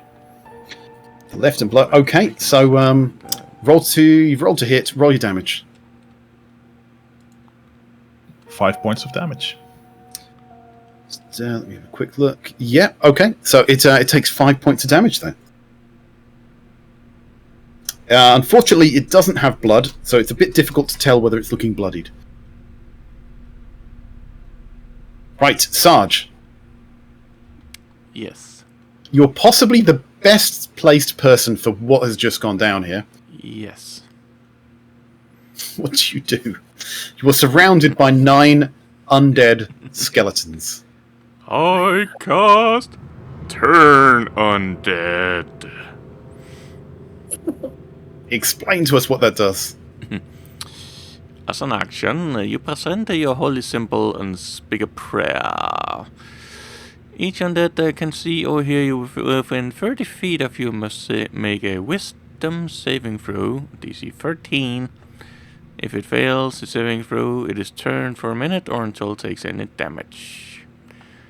A turn creature must spend this turn trying to move as far away from you as it can, and it cannot willingly move to a space within 30 feet of you. It also cannot take reactions. For its action, it can only use the dash action or try to escape from the effect. Prevents it from moving. If there's nowhere to move, the creature can use the dodge action. Okay, this is easier for me to just mark the 2 that succeeded. And the other 7 failed. Right, okay. So they're going to have to move away from you on their turn, as far as they can. Right, so what are you doing with the rest of your turn?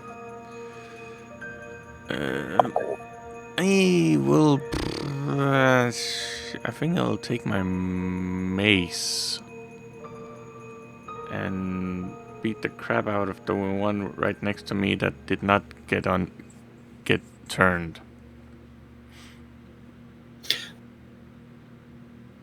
Right, okay. So, one of them doesn't look like it's trying to run away. You ready your mace. Actually, no, you've used your action to channel divinity, haven't you? Yeah, that's your action. Oh, okay. So it's just movement and bonus. So you could create a spiritual weapon, possibly. Coulda, woulda, shoulda. Not gonna do anything. I mean, you still can if you want. It's a bonus action. Yeah. I would, because those spiritual weapons are amazing. Yeah. Trust me, I know. I know. Anyway, it's up to you. So what do you want to do? What the hell? Let's do the spiritual weapon thing. It's a spell. Okay, so it's a 2nd level spell, though. That's the thing. Yep. Right, and whereabouts do you want to cast it? Yeah, seems right about there. Okay, and it instantly gets its first turn.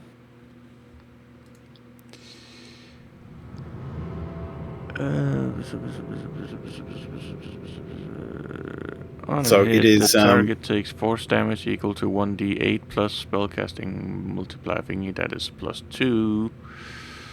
Yeah, so you need to roll to hit first of all. It's a +5. Yep. 18 plus 5. Definitely going to hit. And that was 8. Okay. So What does your spiritual weapon? What form does it take? Is it a sword? Is it a mace? Is it an axe? in this case, it's a mace. Right. Okay. And that was 3 damage. Yay. 3. Okay, he's taking a little bit of damage. Every little helps. Right, that is just D8 plus 2, so that was what, a 1 plus 2? Yep. Okay. Well, So I'm assuming that's your turn. that. Yep. Yeah, it's a bonus action to move the thing. And You used a bonus action to cast it in the first place. Yeah. Yep. Should be just about it. Okay, so... Interesting. So these guys need to run to here to get away from you. He's going to run there as well. He's going to dash up there. These ones need to run away in the other direction. Let's get that up again. It's 30 feet.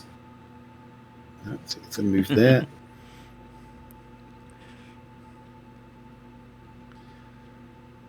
It's gonna be a pile up in the corner. It will be. Right. So these are going to use their dash action to run all the way over here. Run all the way over here. I believe that takes them both past George, who gets 1 attack of opportunity. This guy's got to run over here.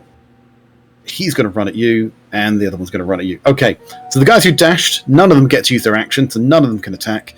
There are, however, 2 that are right next to you. They're both going to short sword. So that is a... Plus that to hit. That's going to miss.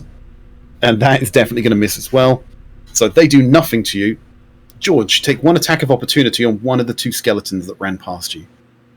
That's with the melee weapon, right? Has to be, yes. 24 to hit. Sorry, are you rocking 2-handed crossbows, by the way? No, You sure? just For your one. bonus action, extra attack? Just one. Okay. Right, okay, so what was the roll to hit? 24. Yeah, that's going to hit. 10 points of damage. So he's looking a bit crumbly. I'll just mark which one was hit. Yeah, there we go. Okay. Yeah, they all had to run away thanks to that spell Colby cast. Taking us down to Lae'zel. Lae'zel, there is a lockbox in front of you. There's a skeleton behind you. What are you doing? Yeah, let's get him a sword. Right, roll to hit. 15. That's going to hit. Phew. 8 points of damage. Right, the first skeleton crumbles into dust as your greatsword just sends bits of bone flying left and right. What are you doing with your second attack? Go for the next one. With me. Make sure you don't accidentally attack the goblin though. I won't hit the goblin. Well, you It's never know. The goblin's 10 feet away, the skeleton's 5. Or the opposite way. Roll to hit anyway. With 12. It's going to miss. Yeah, you take a swing. You would have completely disemboweled anyone else, but the skeleton has no flesh on it. The blade just cuts through underneath its rib cage, missing where all its vital organs would have normally been. What are you doing? Can I move close to the box now? If you move away, you'll take an attack of opportunity. I'll stay there then. George. Skeletons have run past you, looking as frightened as skeletons can. Lae'zel appears to be tearing one of them apart. Colby seems to have caused the others to flee. I will too. I think Lae'zel and Sint are pretty capable of killing that one. So I will move towards the door on the room that Colby is in, and I will shoot at the skeleton that's above the magical weapon thing Okay. with my hand crossbow. Roll to hit. 23 to hit. Might hit. Did he already take damage? He did. Perfect. So he takes my normal damage and the Colossus thing. So 6 points of damage and an additional...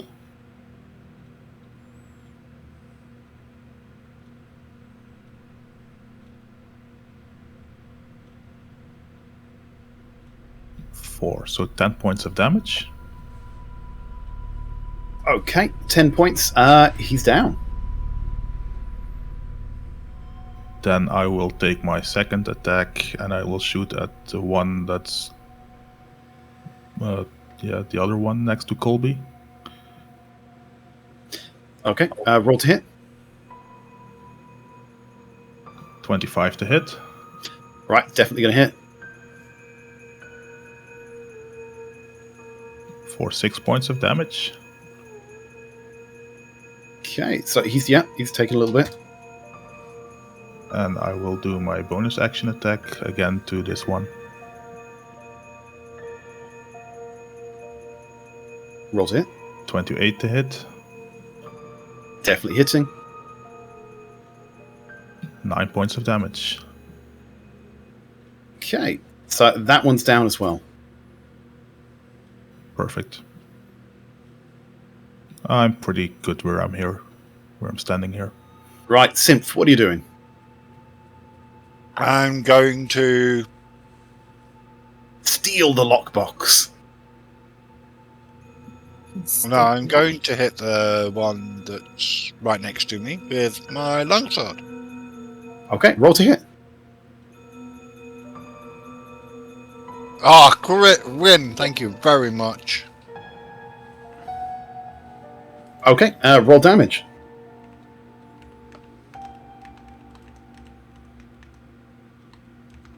Alright, 11 points of damage. He's still up.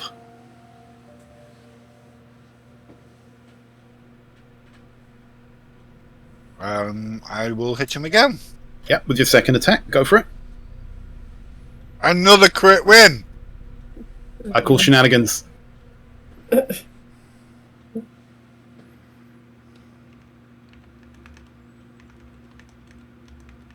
There's 18 points of damage. And with that, he's down as well.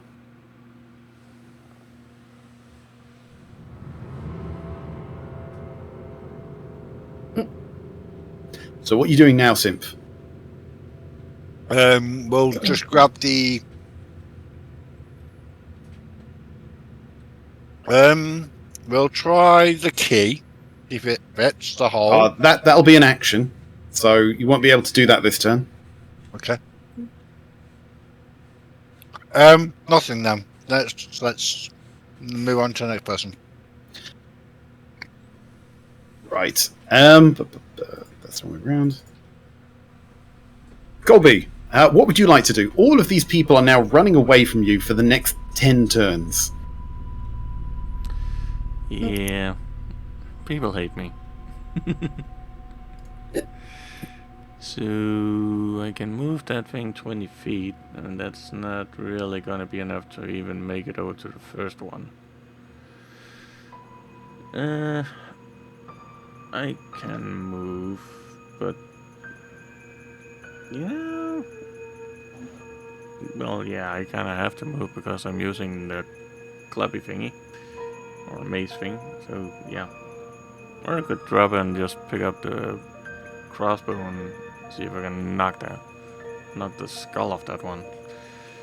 So yeah, I think I'll drop the weapon and pick up the bow and put something in his head. Okay, take a pot shot. Ooh, 28 to hit. It's gonna hit. Just a little bit, and it wasn't even critical. Ay. 10 damage. He's only got 8 hit points, so he is down. Hey, I got a kill. I actually think that's the first kill of the day. Right, now, what I'm going to say, the other 4 of them are running away. They have to run away for the next 9 turns. They can only take the dodge action. So I'm pretty sure that we're just going to waste a bunch of time pot-shotting at them for the next, 20 minutes. So let's just pretend you've managed to kill all of them without taking any damage whatsoever. Pew pew pew pew. Right. Okay, leaving us with a lockbox in the other room. And I think that's probably a good time to take a quick break. Yarp. Yeah. Damn.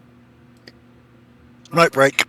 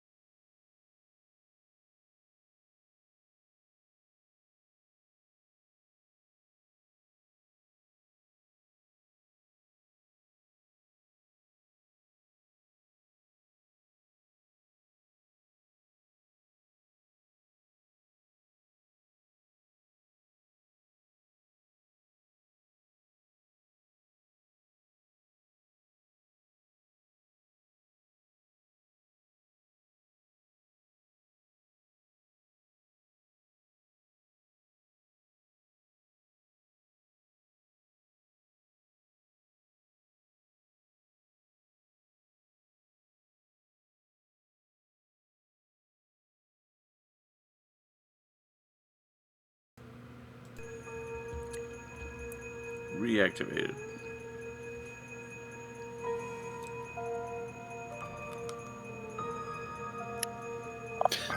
Okay, so Sarge has just obliterated a whole group of undead with a single spell.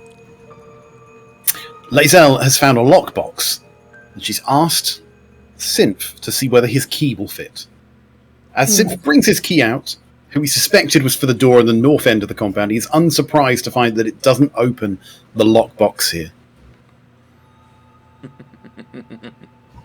Okay, we will put the lockbox. Is it small enough to fit in the backpack? It's not gonna. Ain't your turn yet, bugger. Well, we're out of turn order now. Damn. I want to nick it first. But you can certainly try. Yeah, too right.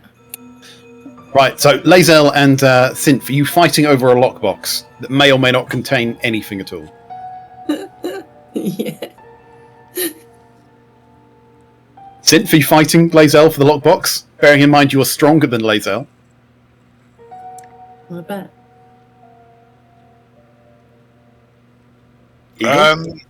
Yes. Sake. Okay.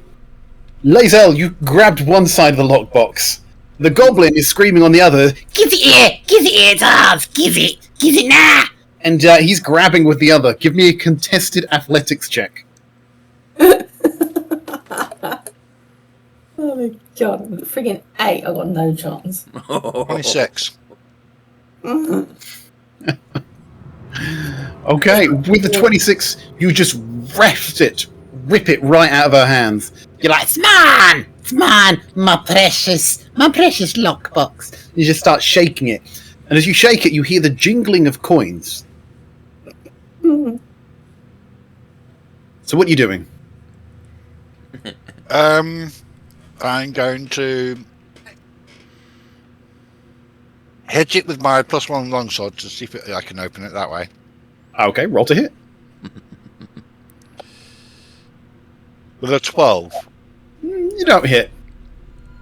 Or, I mean, canonically, the AC of the box is higher than 12. Try again. I suppose. 15. Still too low. Not try. So go for it, Lae'zel. You see him just whacking this with a sword, and you think, fuck him, I'm going to try and do it. What am I rolling? Just attack it with your longsword, your greatsword.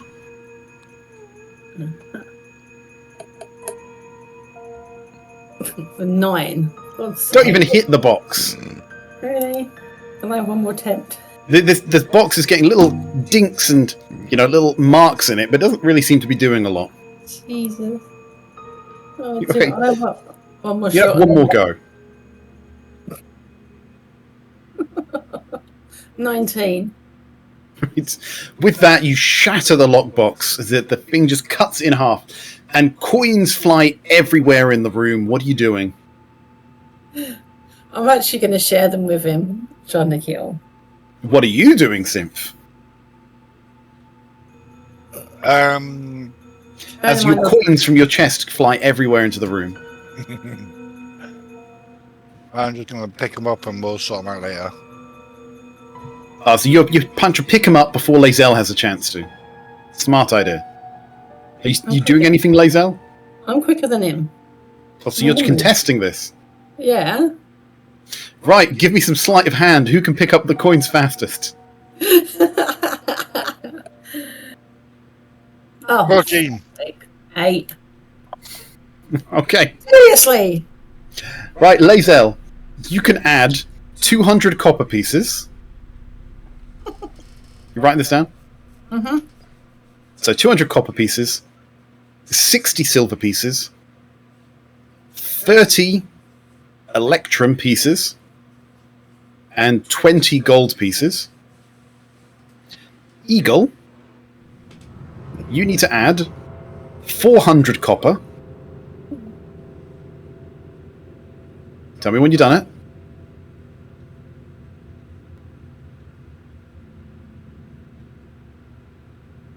Yep. 120 silver.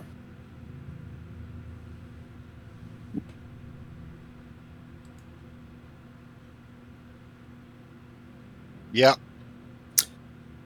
That's going to be 60 EP, so Electrum pieces. 60. EPs. Yeah. And 40 gold pieces. I'm just imagining that this all happened while me and Colby were killing the skeletons, and we turn around and we see them crawling This on the was after floor. we fleeced the skeletons. It's just getting all the copper coins from the ground. It's just like, what are you two knuckleheads? And we just look at each other like, what the fuck are they doing? I think it would be more fun if Synth was picking up the lockbox and shaking it and go like something breaking and shattering inside and go like, never mind, you have it. Oh yeah, there used to be like a small figurine of a frog. Now it used to be worth hundreds and hundreds of gold pieces, and now it's just trash. That don't matter. Okay, so that whole thing happened. What are you guys doing now?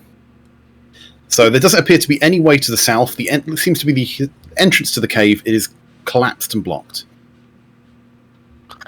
We'll go. We'll obviously come out of the room.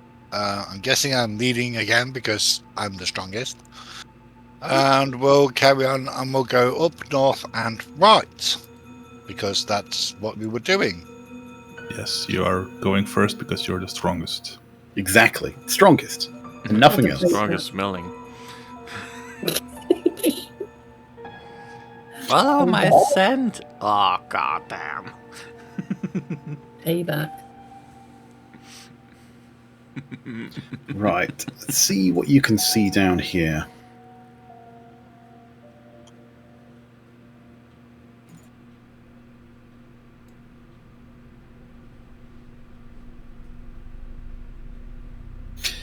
What's that?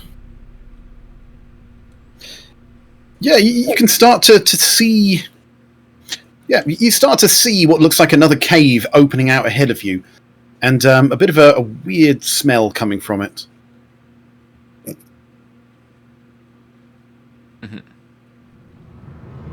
What are you doing? It was eagle. Weird smell. How? Good? Bad? Roll me perception. Just eagle. Yeah. Perception. I always keep my weapon ready Oh, to shoot at stuff. Your natural body odor overpowers your sense of smell. Nah, I can't smell nothing to me. Just fresh as a daisy. Okay, so you're heading towards the cavern, or you're turning around and going somewhere else? I'm gonna carry on. I can't smell nothing, so I don't know anything just yet. So I am gonna go a little bit more forwards to see. So let's say there. See if I can see the smell. Maybe, I don't know. Let's have a look. What would you be able to see?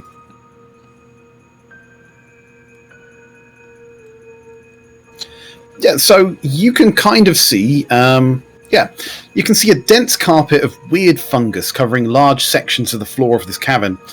The growth includes puffballs of a foot across, weird shelves of fungus growing on stalagmites, and large stalks and caps up to 5 foot tall. Some of the puffballs glow with an eerie green phosphorescence. So, yeah, the fungus is glowing. The cave appears to be carpeted by it. So you can see a little bit of it there. Is anybody following me, or is everybody staying back because of the smell that I can't smell? We're just waiting for you to tell us if it's okay or not. I will say it seems clear at the minute. I mean, I can't smell what you guys are smelling just yet, but I do see some like fungi stuff, so it could be that's smelling. It's glowing. So yeah, I see maybe a little bit more to. Okay, there could be a passage down or passages up. I'm not sure, so I'll keep going a little bit more. I mean, I don't know if the smells will get a little bit there, so we can see maybe if there's any, direction south or north or whatever.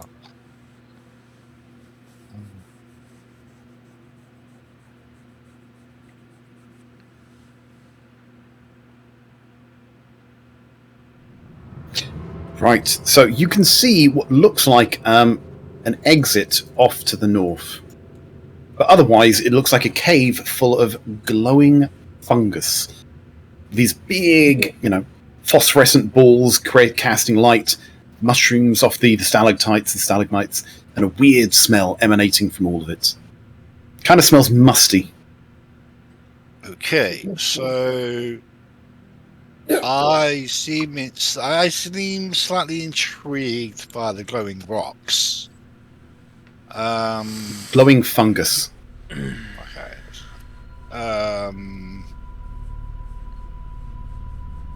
Okay, that's a bit of a. Doesn't matter which way we go. So yeah, I'll tell this to the group, and maybe suggest single file.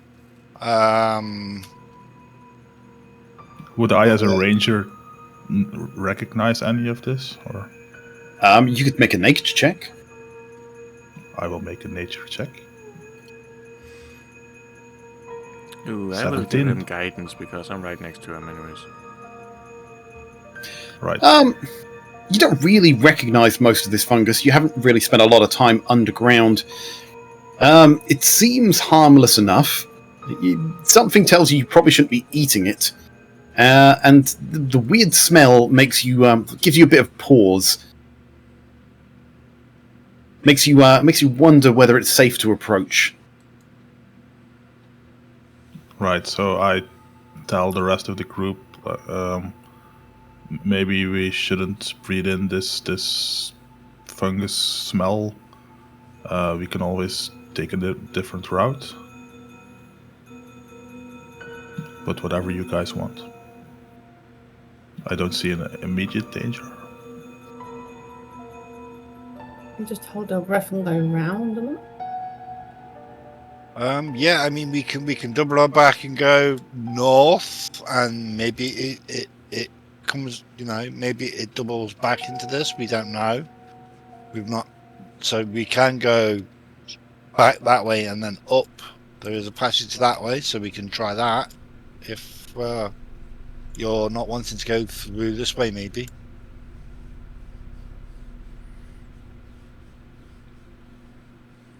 Well, you're the first in line. You just make the decision. I'm just giving my idea as a ranger about what I recall from fungus things. Okay, so we'll double back and we'll go north. Okay, so you guys leave the room full of fungus and light and go and explore a different way. Yeah, you can always sure. come back if it is. Right, so where are you heading towards? Because obviously you can see two caverns at the moment. Okay. So that way then.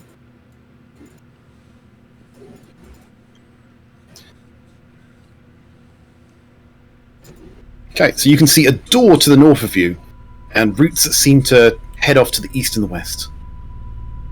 I will step into the bit, so hopefully I can do the middle bit. So I'm guessing here. Let's see if I can see left and right, and I know we've been going right, but yeah, basically go forward. So that's empty. Okay.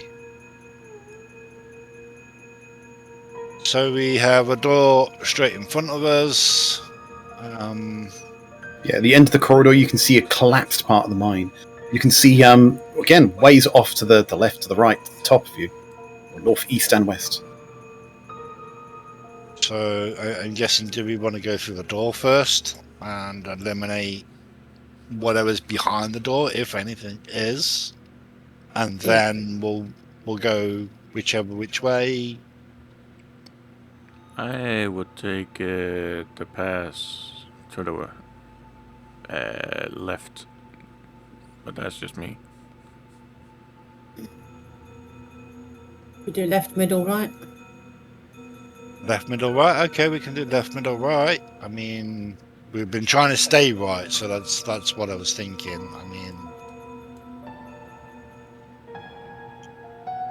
yeah, we'll go that way if everybody's following. Mm-hmm. We're following you. Right.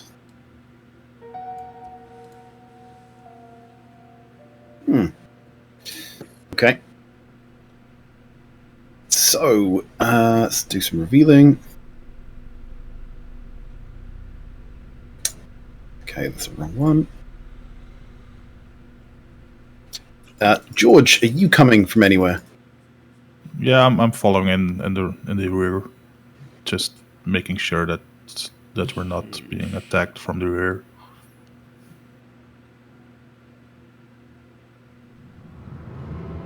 Okay, so you see what you see.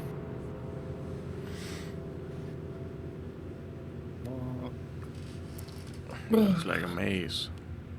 Yeah. Mm. So I will go I'll up to go the down with first. this one. We go. Yeah, that's what I was doing too. Okay. Wrong button. Yeah, see what you see.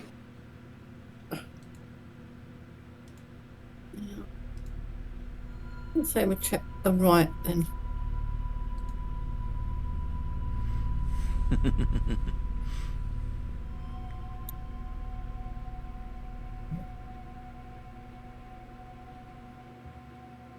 Okay, you see a door.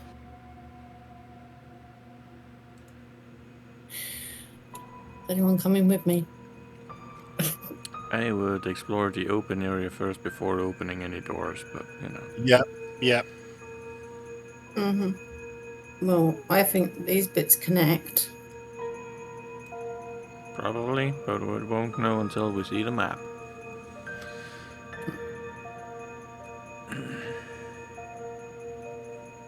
So, what are you doing? We're making sure things don't. Well, basically, we're leaving the door right now. We're just making sure that we can see. We know which way we've been. I'm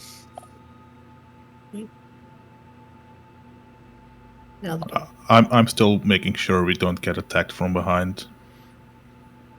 So, keeping an eye behind you, keeping up the rear. Yeah. We are combating the fog of war.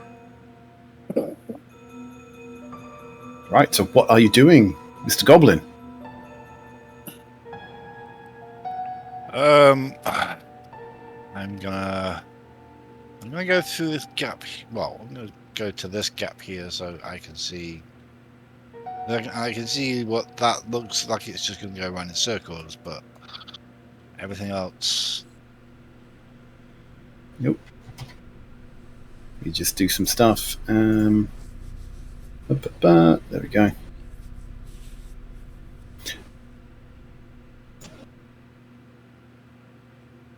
Okay, so reveal. There you go. You see yet another dead end, but in front of you appears a zombie and a ghoul who immediately attack you. Surprise, surprise. Well, you're in a dungeon underground. Stuff is going to happen. Right, Zinf, roll initiative.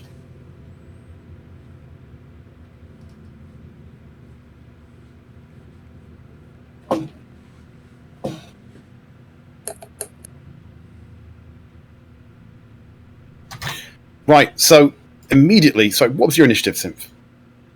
7. I'm just about to put it in there. 7. Right, and let's get other people there. So you can be on there.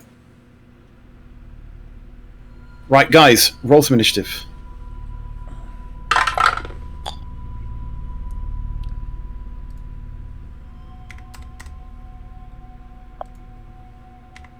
Colby, what did you get?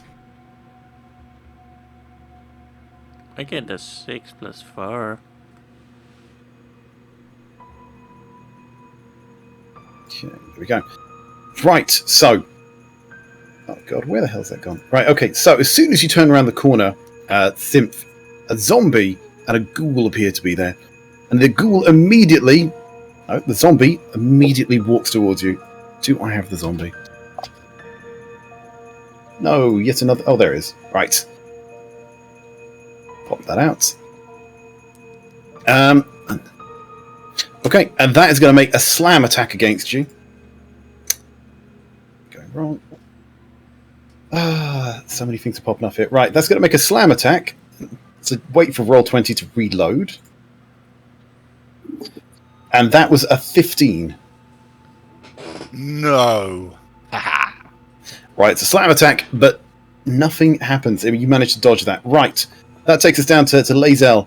You can hear the sounds of battle in front of you. You can see your little goblin friend being attacked by a zombie. What do you do? Fireball. I don't have spells, Smarty. Oh, I can still hit it. So I'm going to use my crossbow.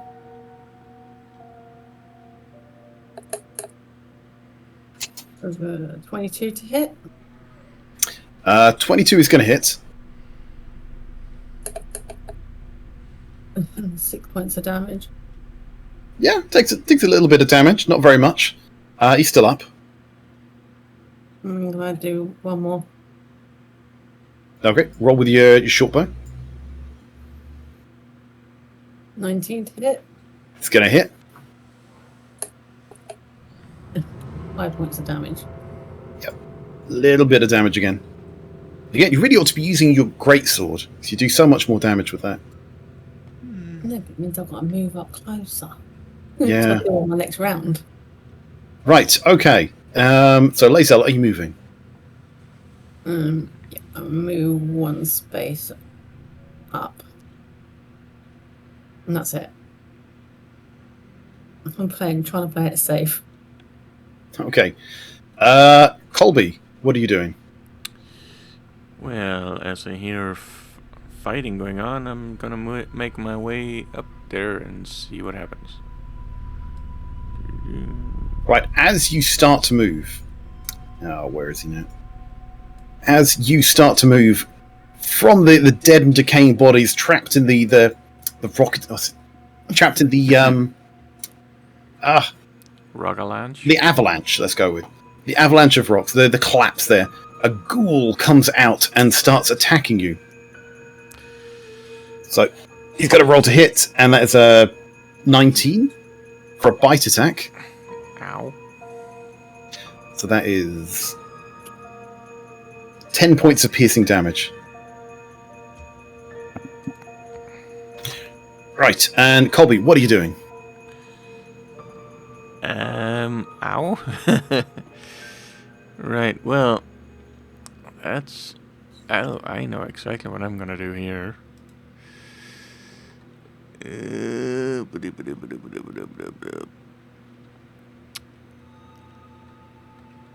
I cast...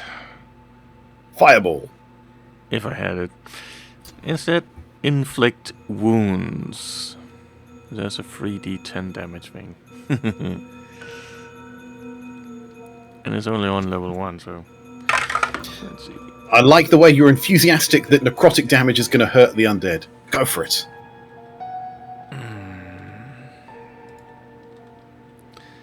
Yeah, well... Also, don't... make a melee attack against the creature and a hit. Oh, yeah, on a hit, so yeah. So I guess I gotta use a weapon to spank it first. Yeah, so you got a roll to hit. Well, I did. I rolled a 7. Okay, 7 plus. Yes. Where the hell Right, is let's it? have a look. Oh, there, Inflict 5. wounds plus 5, so that's 12. damage. That is its AC. So you hit. Yay! And 3d10s. And 15 damage. It's still up, but it's looking. Oh, it doesn't really have blood. It's looking partially melted. It's a kind of bloodied. Partially melted. Synth, what are you doing? Zombies and ghouls have come out to attack you.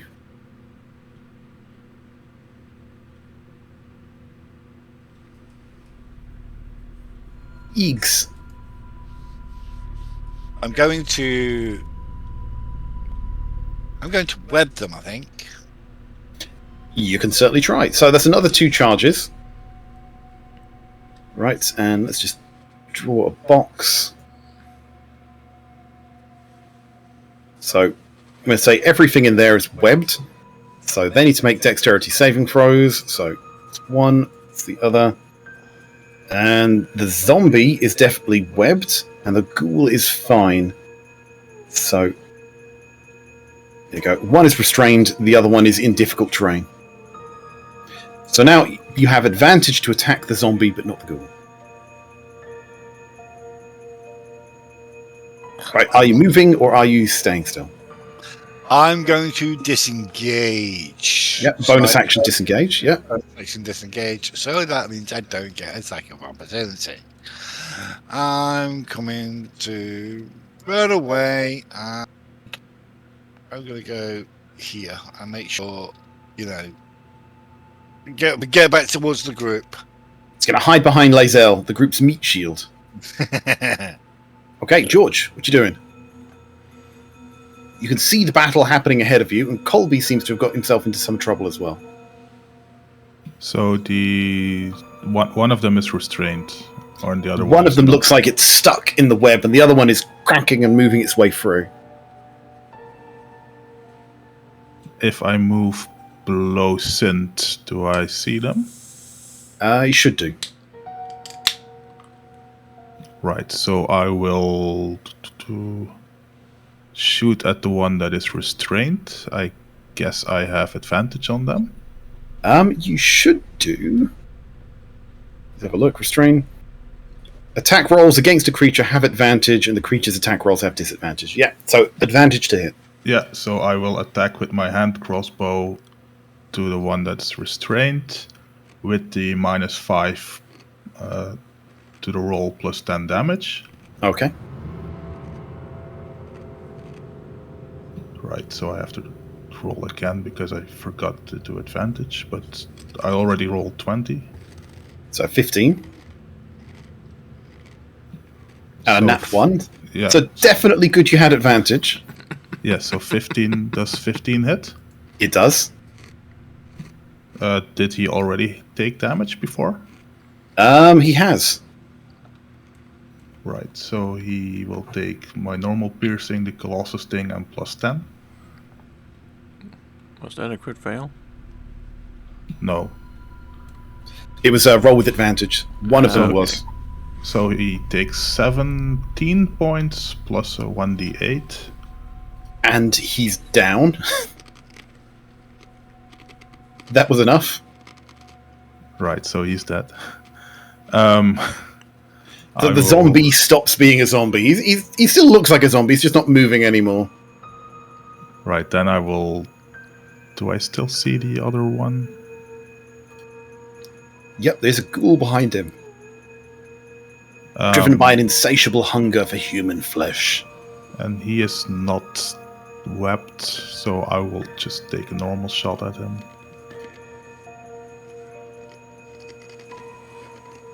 .21 to hit It's gonna hit.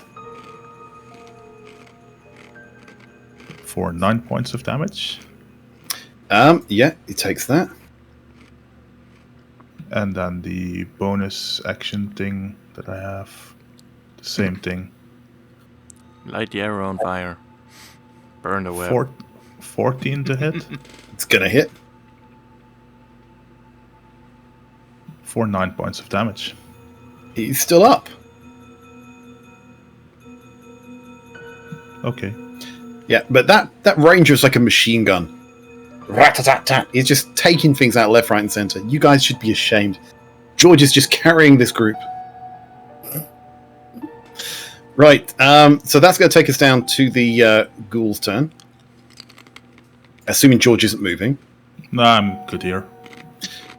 Right, so the ghoul's now going to move. So this one's going to move towards Lae'zel. So Lae'zel may have just gone into melee combat anyway. And the other one's going to stay near Sarge. So both of them are going to use claw attacks. The first one against Lae'zel. There's a nat 1.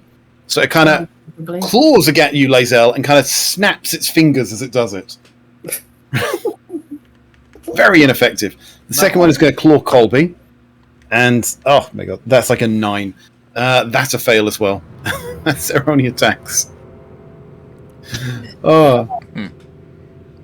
Zombie's dead. Lae'zel, what you doing?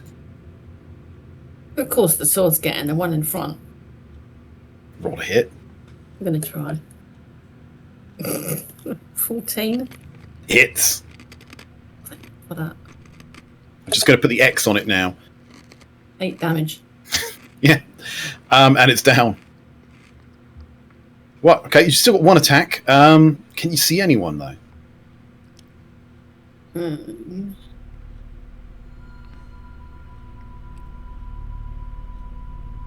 I can see that one down near Colby. Then run. I'm within shot. No, because I'm within shot of thing. Hang on. If I go to there, I'll get a better shot though. Right, so I'm going to say you've attacked with your greatsword, which is a two-handed weapon. So I'm going to say you still need to be using your greatsword. I've got to go right the way down.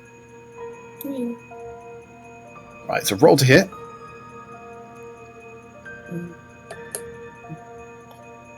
I need to hit. It's going to hit. Roll your damage.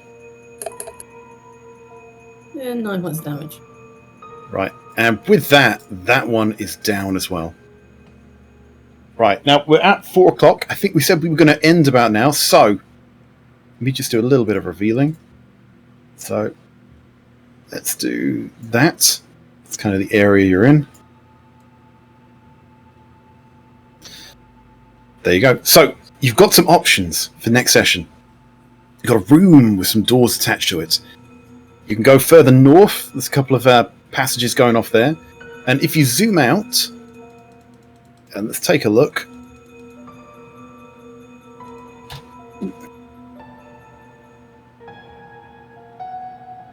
Can we actually do this?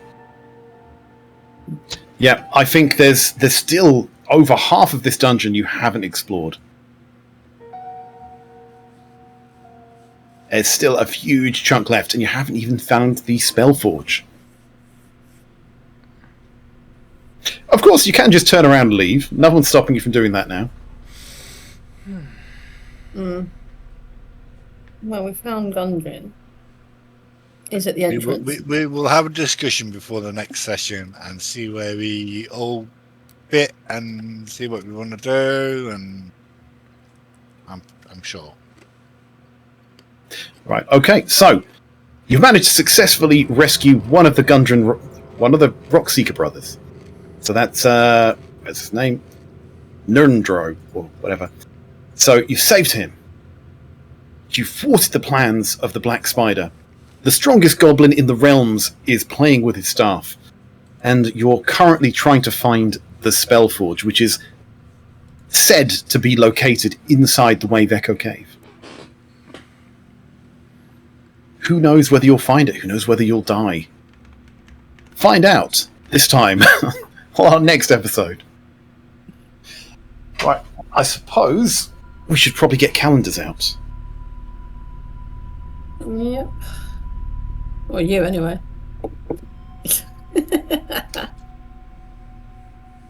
Right, let's have a look. So 14 crit rolls, the pile is now up to 75. Only 3 entries, and they were all single entries, so 3 times Paluwoda at the end. There you go. Love it when it's simple. Woohoo. I currently only have the 10th of August, something planned on a Sunday. The rest I'm free. Okay, so what about the 27th or the 3rd? I can't do the 3rd because I'm away that week, so it's going to be the 27th. 27th is good with me. Okay. Yeah, 27th is okay. Okay, so 27th, and we'll see if we can't find the Spellforge in the next session.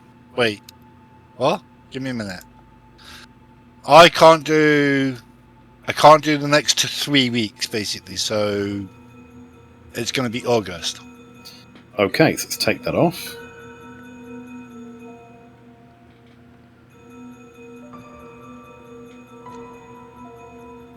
Right. So you said you can't do the 3rd of August. Nope. And just get on 10th, so it'll be the 17th. Right, I also can't do the 10th, so 17th it is. That worked for you, Colby and Lazel. Yep. Oh, I'm all good. Okay, amazing. So we'll follow up with this. 17th, we'll see if we can finally finish this campaign. I don't know. I'm thinking 10 more episodes. Well, choosing the date for September is going to be a bugger for me. So it'll either have to be the first week or the last week. Ish. Well, we'll cross that bridge when we come to it. Yeah, we can discuss that off air. Yeah. Yeah. The off to the viewers. Yeah, okay, right. So everyone, including Eagle, who I'm going to pretend is waving, say goodbye to everyone. I am waving, even though you can't see me. I'll double wave. I'll double wave. I'll do one for Eagle. Goodbye. Mouse, there I go. So I'm just going crazy. So I'm just the one who needs to press the button.